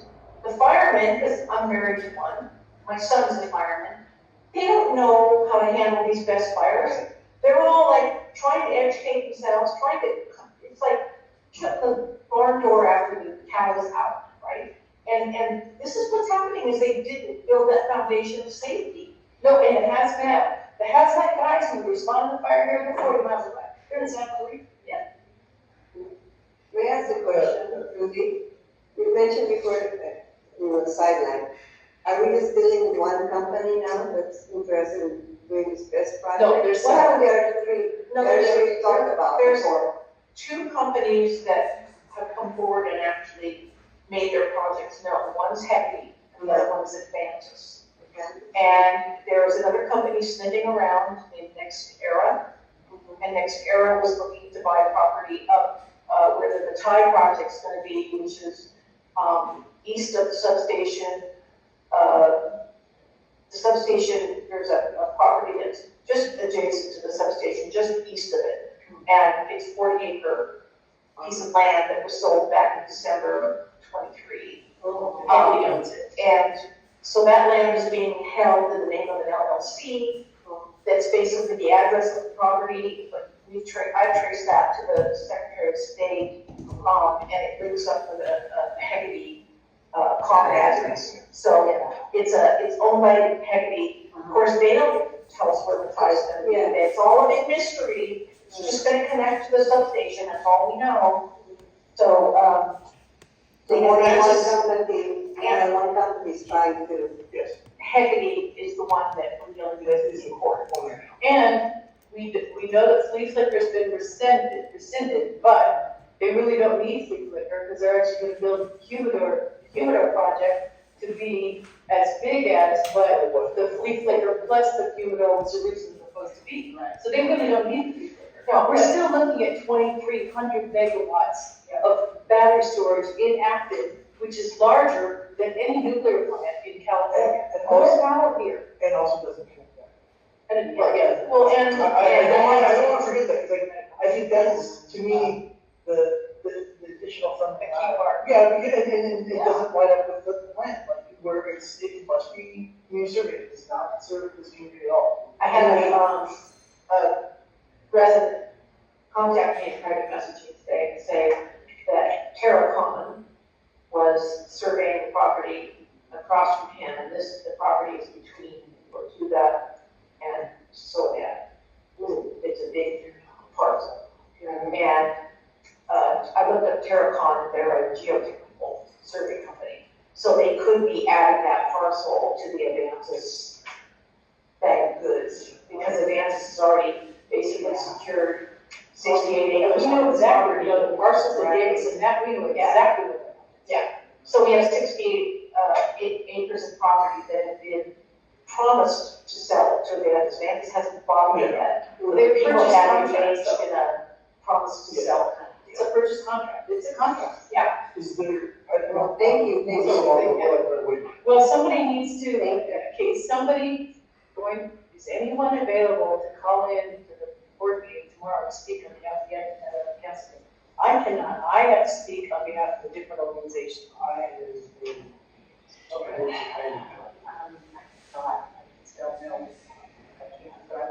Okay, I can write something up, and I'll only give you a minute, so, yeah, really good. You can write something for me, Jackie, too. Okay, yeah, I'll get that done. We'll talk tomorrow morning, I'll shoot it out to you. I'm gonna be brain dead for this meeting, so. No, I understand totally. And just to let you guys know, I've been so out of it for the last 2 years, because of whatever. And so I started doing a little research on the lithium battery thing, and there's a recent study that just came out from the U.S. Department of Energy, and Governor Newsom commented on it, and he calls California the Saudi Arabia of lithium. Oh, that's true, because it's all in the Imperial Valley. I'm like, holy cow. That's good. Salt and sea, we're saying. The salt and sea, I was reading about that. You know who else has got a ton of lithium is Pennsylvania. And guess where they found the biggest concentrations of it? In the fracking water, the wastewater fracking. Right. Is that not apropos? That's ironic. And in Oklahoma, Stardust Power is building the largest lithium refinery in the world. Oh. Yeah, that scares me, because they're going further in on lithium-based technologies. And it's a bad idea. I guess that's the point I was trying to make. It's like, I have one more thing to say about batteries and then. Cattle, CATO, and, what was the other one? It was a South Korea-based company, Goji. No. Anyway, they have been found to be in violation of labor laws. So, the U.S. Department of Energy is saying, and the government is saying that because they're in violation of labor laws, they might put an embargo on their batteries. They're the ones, that's the Chinese company who extracts from Belgium, right? I mean, what they're doing, Congo, Belgium, Congo. I was like, really? I was like, Apple is one of the biggest. so many. Manufacturers in China. Which, there's big tariffs coming online for, I know solar stuff, I think lithium batteries as well coming out of China, so that's gonna be interesting to see if what that does. There's a guy I follow on YouTube channel, his channel's about basically solar and battery storage. And what he was talking about was, it's really, it kind of, from his point of view, it's really the same because there aren't manufacturers here in the States for it. So it's like, I don't quite know what the plan is, because all this stuff is made there. So even if they're refining it, you're still years and years and years away from having enough capacity to do what they want here. So it's kind of a strange thing to be. But they're setting up manufacturers here of other types. Correct, yeah. They're correct. But that's something, yeah, well, at least on its face, it's something to just like, hey, we're going, so it's interesting. Yeah, but the new batteries that they're starting to build, that we build in America too, are the long duration energy storage, they call them LPS. And the ones they're using in Sacramento, there's a 5 megawatt project that they CEC just gave them $30 million for it. And, it's going to be using iron flow, and it's gonna have a 100-hour duration. Wow. That's huge. Wow, that is huge. That's huge. And I look at that as like, oh, please God, you know, because iron flow batteries don't burn, Yeah. and they're not toxic. Yeah. So, I mean, it's not the concept that's wrong with battery storage. I mean, I understand the need. I keep trying to put this out on social media. You know, here's a public service announcement. This is not a political issue. It is, we all understand the need. And the concept is right. It's the way they're trying to get there. It's the technology they're using that's wrong. And there's other avenues. Why would you use a battery that has all this toxicity and all this volatility and all this fire-prone risk when there are batteries that you can get the same? But the thing is, it's profit-driven because lithium-ion is still the most density, biggest bang for their buck, and stinking Chinese keep lowering the prices on them, and they brought the prices down on LSP because it's like, you know, they just know that they keep throwing candy out there, and the Americans are going to keep buying it. Well, and I'm pretty sure didn't Tesla just announce a deal with Cadillac? Yeah, and they're together on that factory that they, Well, I think, is it Tesla that built in America? Yeah, no, they have battery factories. The point they is, just bought a huge lithium factory, huge. well, they partner with Panasonic. But the main issue though is like, it's still not capacity, especially when you figure in the rest of the commitments to EVs and the rest of it, not just California, but other states. So it's like, I don't know. I mean, we've talked about this before. Like, there's not enough lithium in the world to do some of this stuff. So you're gonna have to be another technology to come along. So I'm not even saying like, oh, it won't be EVs. I'm saying you're gonna run out, like, you're gonna run into a wall eventually that like, hey, there's not enough. You want to replace every single vehicle. That's why you're saying it's so crucial, for two reasons, to recycle these batteries. Sure. Because they need to get those critical minerals out. Or recycling on fire. They're gonna recycle it, you know, that's a strong man. But also, and then, I was saying, the last thing is just like, not to mention, when you go look at what street lighting, none of the stuff is done. And you hit a button and it takes your picture and then you go delete. I was two of those in Ireland. We got to go through, customs in Dublin before we ever pre-cleared. Yes, but we didn't, I mean, but where we came in on the plane. You guys do the app? No, everybody was in the same place, whether you're coming in on, with Lebanon Airlines or Air France. So there's no assumption. So, Jackie, when we came back last time, like, we always had like the pre-check or whatever. When we went through, like, same thing, you just go through the clear line. As you're coming up, they do facial recognition because they have a picture, right? And they'll be like, Mrs. Owen, you know, welcome back. Like, that's literally the guy who was calling, like, No, this is the people who. Didn't ask me a question, but just go, like, I was confused. He's like, no, I know who you are. Keep going, get the fine. No, these are the people who don't have US passports. Oh. I'm sorry, I didn't say that. So they had a line for people who don't have US passports, and they just, they got through faster than I did. Oh, wow. So, and even in the line I was in, I didn't have, I just walked up, he didn't even ask for my passport, he just said, just look at the camera. I said, I don't know my picture taken. He goes, oh, okay, then go over that line. So I did, and then they went through and checked the passport, did the thing I'm used to them doing. But if you are not an American, or have not a US passport holder, you go through this process. And I was just, they were going through faster than we were. They all came off the same plane as I did. So as you're also getting off the plane, from what I understand is that your photo, your facial recognition stuff starts as soon as you got off the plane. So that's why there's a long corridor. That's why we face it. So there's multiple spots. So if you get flagged between that, then that's when they, not saying the whole passport thing is just completely different, but like you have a US passport, they're government's not your information. Yeah, but I'm saying, like, by the time you get up there, like they've already flagged you, not flagged you, and said, get accessory insurance on that. Yeah, but how about the guy who's just coming on some That's small completely airlines different. with the passport that's been created by Iran? Right? No, yeah, oh, so what's going on in it's actually Afghanistan, so I forgot the former leader of one of the,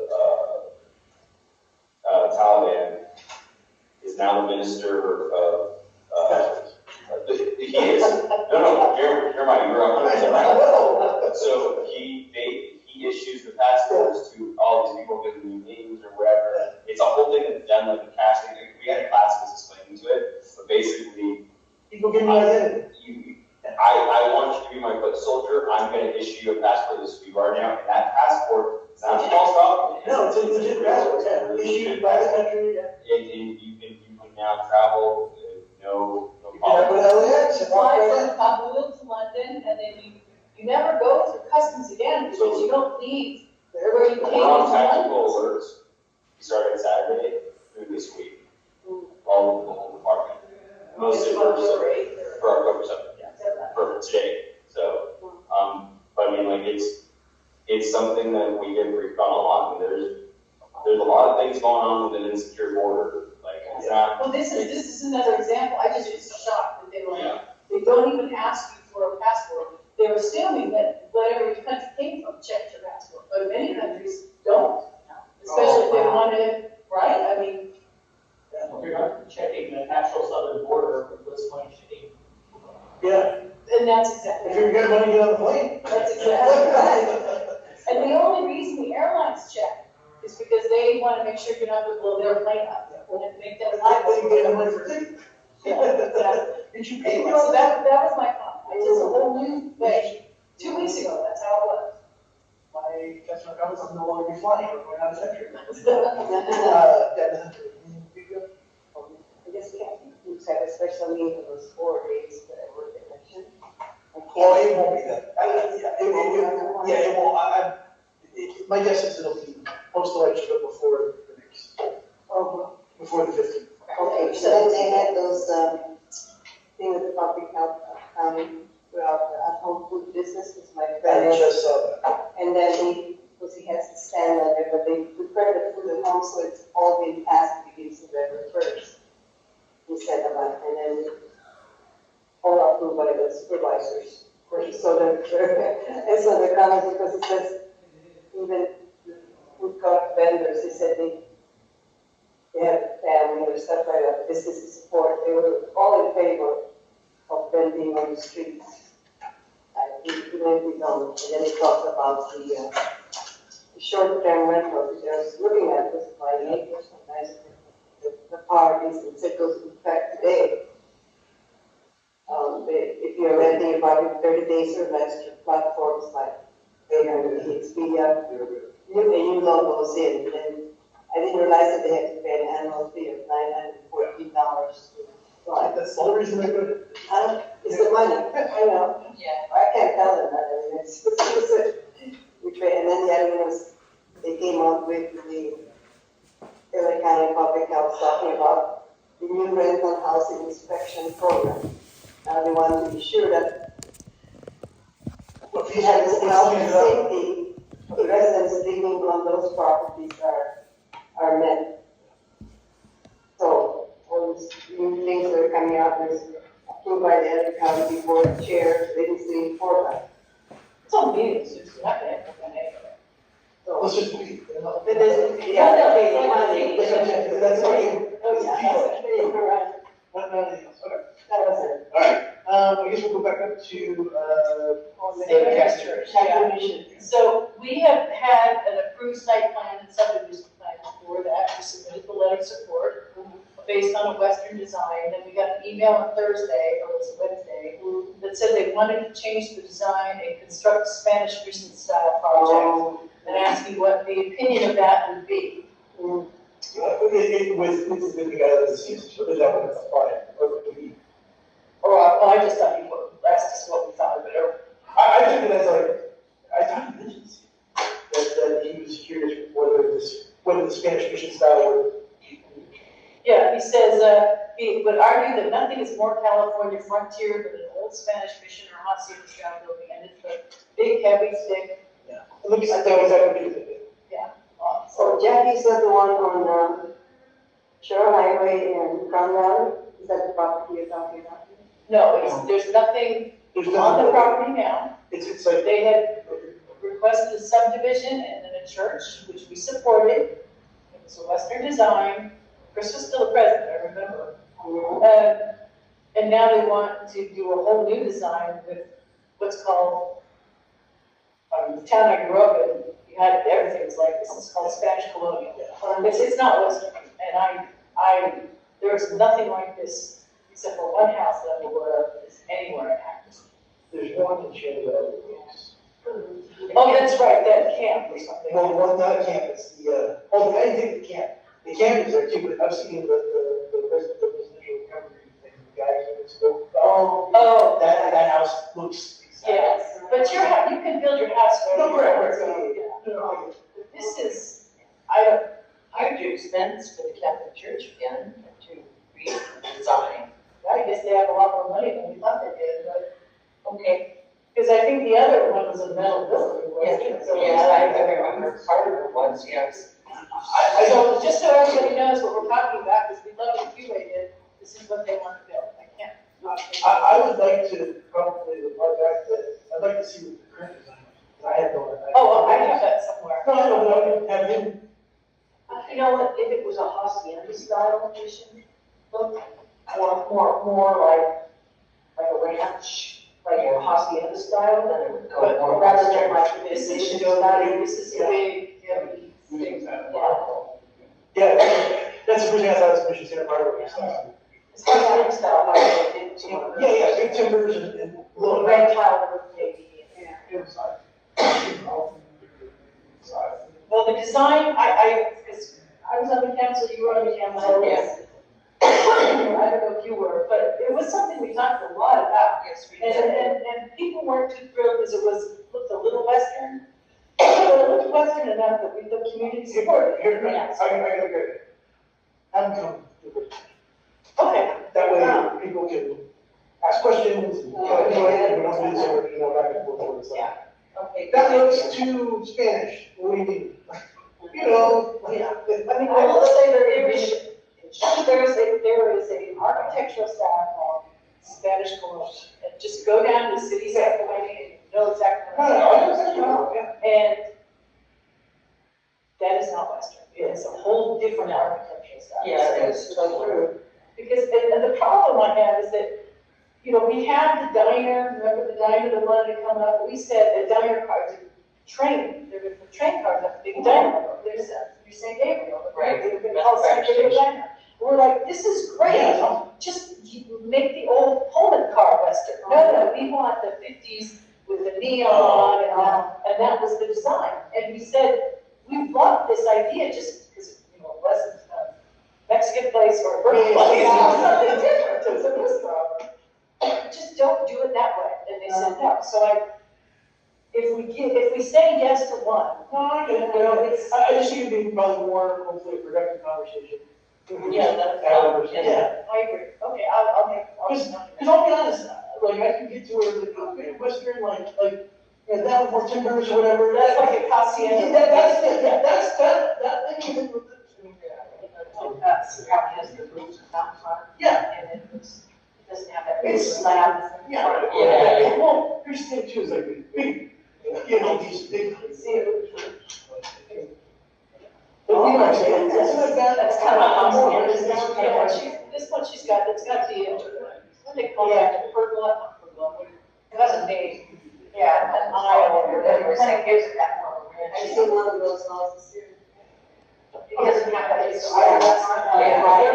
like a mission. The problem is,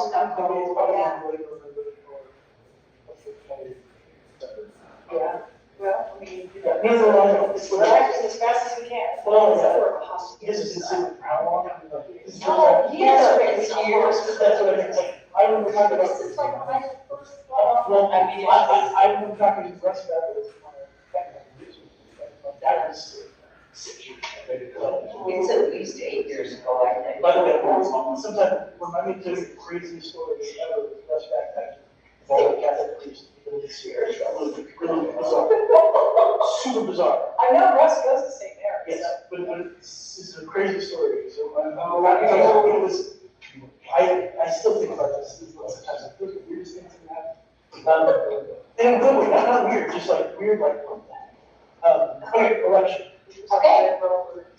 So I have a motion written out. It is due to not enough applicants. These are vacancies.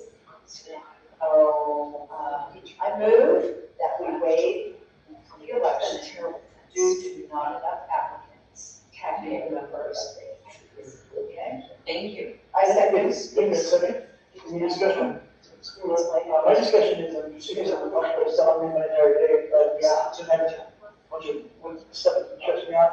I didn't fucking in, and I literally jumped up out of the chair and ran up the house and was like, "We got more money!" So it's like, what are you talking about? Oh, what are you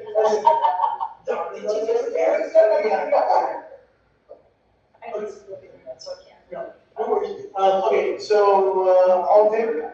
Aye. Vote? Motion carried.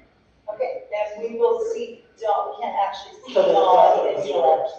but she said it's good to go next meeting anyway, so. Yeah. And she also, all this girl, because I just came out, I will not be, I will not be, I will be, now we are in my house. All right, congratulations.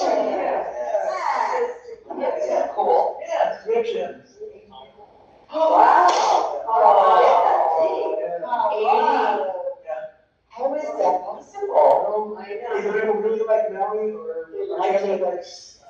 So, I'm pretty sure they like you. You like Swan? They talking to you.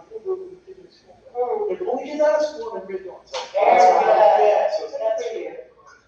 So, Congratulations. so I didn't be there. Okay. Don't think about us. All right, committee, so I, committee boards is, educational. Planning board meeting. We have to respond to that email from this gentleman. Yeah, so, I do not know this person. He's a very nice man. You know we met him. I think Pam, you were there too. Yeah. We met him. He's the gentleman who owned the property that he sold basically for very little money to the Nature Conservancy to create that area around the canyon. His family is owned the land since the 30s, and there's a beautiful house back there built in the 30s. So, does, He's a great guy. okay, so, I don't wanna leave him hanging. Do you think that he would be willing to give the meeting? I mean, that's what I have to gauge, like, whether he's just like wanting to have a sidebar conversation, get some ideas, like, I'll say off the record, but like, what, or does he want, would he accept input from everybody in that kind of way? Like, I'm trying not to, I don't know. I have to ask him. Yeah, I would ask, and then from that. I think he's looking for some general guidance, like, you know, because there are a lot of things you can do in this town. Like, you can put in, like, you can make a little movie theater, right? Oh, no, there's nothing. Yeah, there's a bazillion things where we can do. Yeah. So I was thinking maybe just try to give us some guidelines. Like, a store, like, he's got a buyer came in and said, hey, I want to put in a junkyard or something. Yeah. I call it junkyard. No, it is junkyard. Yeah. And he's like, and in history it doesn't mean that. No, from his email that I got was that he didn't want to do that, he wanted some ideas for what he would want to see there. Well, he needs to come in, yes, because the top to. Well, but yeah, what I was saying, I don't know how. Shy. But the other was like. You might not be inclined to do that. So what I'm thinking is, I don't want to chase him off where he's like, oh, you're not gonna die, what you want.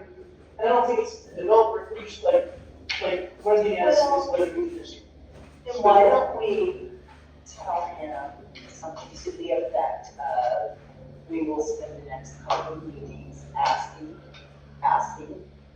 okay, yeah, I think. whether they would think is appropriate, and then. I think that maybe often if you'd like to talk to them. Like, so if he says, you know, I actually would like to do that, that's great. If not, just, if we can just respond that we'll work on it, like Kelly said, like that, we can take some informal surveys and kind of present some ideas that get filtered up and we go from there. But I just don't want to leave him hanging because I was like, how nice, like somebody actually cares about what the property is, it's like, oh, you buy it and you'll get a junker, I don't care, I don't live there, take it, like, go ahead. I appreciate it so much, but, Yeah. So that is what I will do. alright. Anything else on planning, Courtney? No.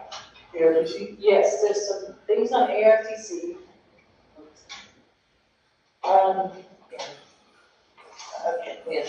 Okay, all right. They need, okay, so there was an announcement made, this group is putting together, trying to really bootstrap, it's Chris, bootstrap, emergency response within rural communities. And he's working to get, supplies. He's the one, when we went, or John, I should say, John and he went and picked up a huge old pallet of hand sanitizer that he had, that we brought it to the school district so they could use it, so he's got a supply line for emergency response stuff. And he wants to have a better network to try to get it out. Yeah. So he has asked each rural town council to provide his organization with 3 names of organizations in Acton that can be on a distribution list. That he can say, hey, we've got 3 pallets of hand sanitizer. We've got blah. So I was kind of thinking, women's club would be, they do a lot of stuff like that. I don't know. So he's asked for 3, a seniors group maybe. So anyway, so Because Mary Johnson gives the stuff over. When I go to the fair, she says this is for the emergencies for your Acton group. Last time she gave me like her things, and she has the new stuff out too. I think she got, but I'm not really the person that should be contacted. Okay, well, that's what I need to see. All we're trying to figure out is a list of Organizations and contact information. Yeah. I couldn't be on there because she's been contacting me. Right, but this is a different group. Yeah, this is something else. Right. So, but if your organization likes to have that information, that's great, so I can write that down. Yes. So, is that the seniors group? What do you call your group? It's the Acton Senior Citizens Club. So it's Agribility Acton. Yes. It started in 1973. Senior Citizens Agribility Acton Senior Citizens. And your email address is the right contact one? Yes, same one. Okay, what's another group? I mean, he's asking for, you don't have to give it to Oh, I think those 2 are really, that women's club? Yes. Do you know who that would be, the president. Was that Valerie Williams. Yeah, it changes all the time. Valerie Williams. Is there an email address for the Acton Women's Club, like we have a town council address? Yes, we do, but I can't think what it is. So, you can give the residents and then the president. Yeah. Okay, Valerie Williams. Valerie, is a family? Valerie Williams. President right now. Okay, the other group is the Acton Town Council, but I can't get the emails very often, and we don't do. No, the problem, like, right now, there's this destructive memory that I have, all these gun locks that they dropped off last night. Yes. Like, I need one. Oh, I need one, I need one. I would bring it, because I would love them to disappear very rapidly. Seniors group, is good. How about either the Boy Scouts? Are they still pretty active? Yeah, I don't know. No, It's the How about 4-H. school district? Well, it's the Oh, the school district.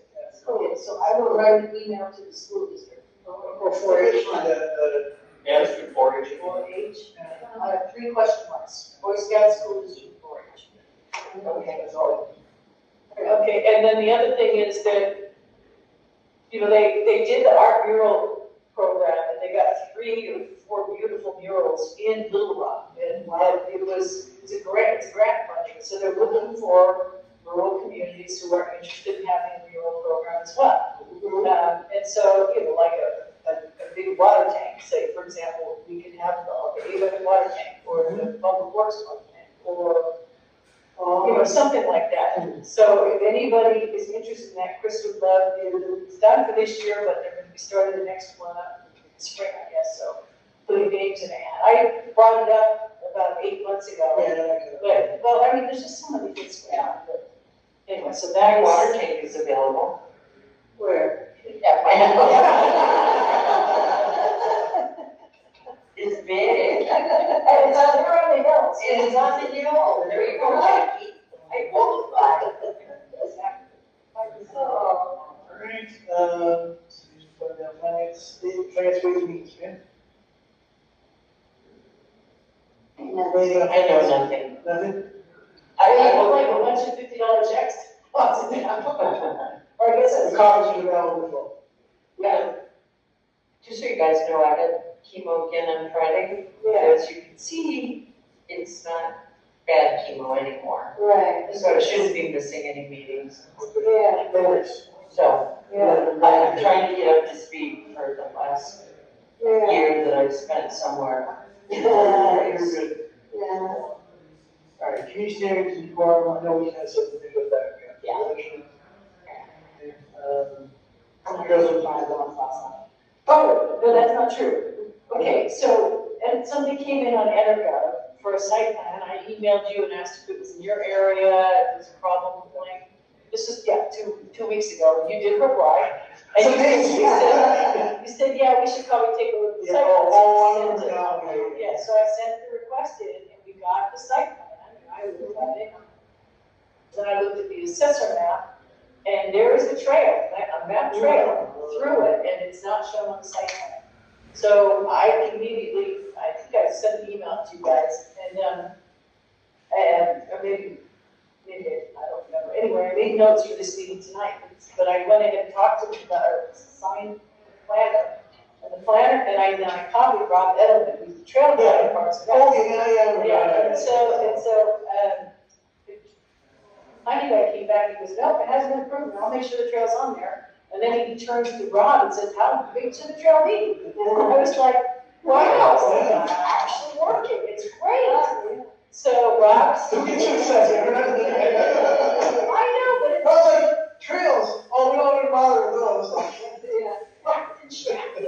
No, it's like, you know, Oh, that's what you we had some positive impacts, like Director Bowman's comments on Cali Lake. This trail thing, it's like, it's only taken 20 years. I've been on this council now, 2005, it'll be 20 flipping years. And it's finally revealing gold. Or something. Anyway, so I do remember that issue. All right, utilities. Yeah. Bylaws. Well, other than to say, okay, so the last week, and maybe at your last meeting, the town council agreed to write a letter. The town council letter that I'm going to be drafting, I haven't drafted it yet, is going to focus on the franchise itself. And other letters by other groups in the community are going to focus on the franchise as part of the whole project. Because, well, for all kinds of reasons, but I hope that's okay with you guys, so. All bases will be covered, even if it takes forever to write, so. Utilities, right? Yeah, utilities, yeah. All right, bylaws. After lunch. Yes. Emergency response. Okay, yeah. There's 3 of us from the senior group members who are going to attend the CERT training. Oh, okay, good. October 15th. Yes, I don't want to go to LA again. Driving for 10 years. And also, October 15th, on Tuesday will be first week of December. But I missed the first week of December, the last day, because I'm working elections. They said I can do a makeup class. Oh. I don't want to make up for the last day, but we talk to them. Also, in our meeting, we already started talking about emergency planning for the seniors, preparedness for life. Things can happen, seniors don't think about it. So one of the things that I always tell the seniors too, or have your doctor, you get 3 months straight. Yeah, get 90 days. There's J Cast Medical, there's some other companies that your normal prescriptions, they'll give you a year's supply and you just rotate it with your current stuff. And that way, if we have another COVID where you can't find your hypertension medication or whatever. It's kind of important. You have a year, goes past that, hopefully more often. Yeah, you're getting problems. Yeah, but I mean, at minimum, ask your doctor for a 90-day supply. It's usually 3 months, if the doctors tell us that they will give it. And the other thing the fire department told us, if I didn't think about it, is at the fire station, come speak to us, they said that when you respond to calls, you never think of putting your history or your medication in the refrigerator, because sometimes your neighbor calls with a welfare check, right? And you go there, you know nothing about your neighbor. And so what the firemen do is they walk around and then they go to the refrigerator, because they put stuff on the refrigerator, like appointments or wedding, invitation, you put it on there. So he said, tell the people that's where we kind of look to see. And none of us thought about putting that kind of personal thing on the refrigerator. That makes sense. In a way. Yeah. So. Phil, that was it? I think so. Phil, I have a question. Is the film ordinance come out? We were told it's gonna go to the board in October. We haven't seen And we haven't anything. even seen the draft, so nobody knows. Haven't seen anything. My review of emails has been spotty over the last 2 weeks. I don't recall seeing anything other than the date that it's like, hey, we want to let you do whatever. Industrial aesthetics, we do have the appeal before the planning commission has been set for, I think it's like the end of November. Yeah. So let's not forget that, so we'll have to, Yeah, but yeah. I think. Yeah. All right, Travis, It's planning commission. it's end of. It's end of November. I believe that's your, who's up front? Sorry. Yeah.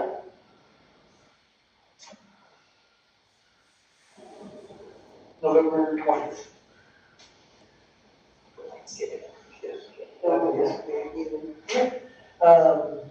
Traffic safety center at school, high speed rail, nothing, right? Yeah. Right, unfinished new business. Had the legal solid waste disposal in Cali Lake because of. Oh, that's next agenda, right? Yeah. Oh, sorry, Legal what? solid waste, yeah. Okay, also Canada, it's. Yeah, it's Canada, yeah, that's,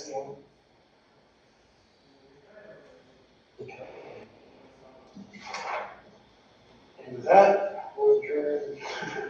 Well, that's good, there you go, almost an hour. It was good conversation with Kip. Yes. Really good. Yes. Yeah. I was surprised.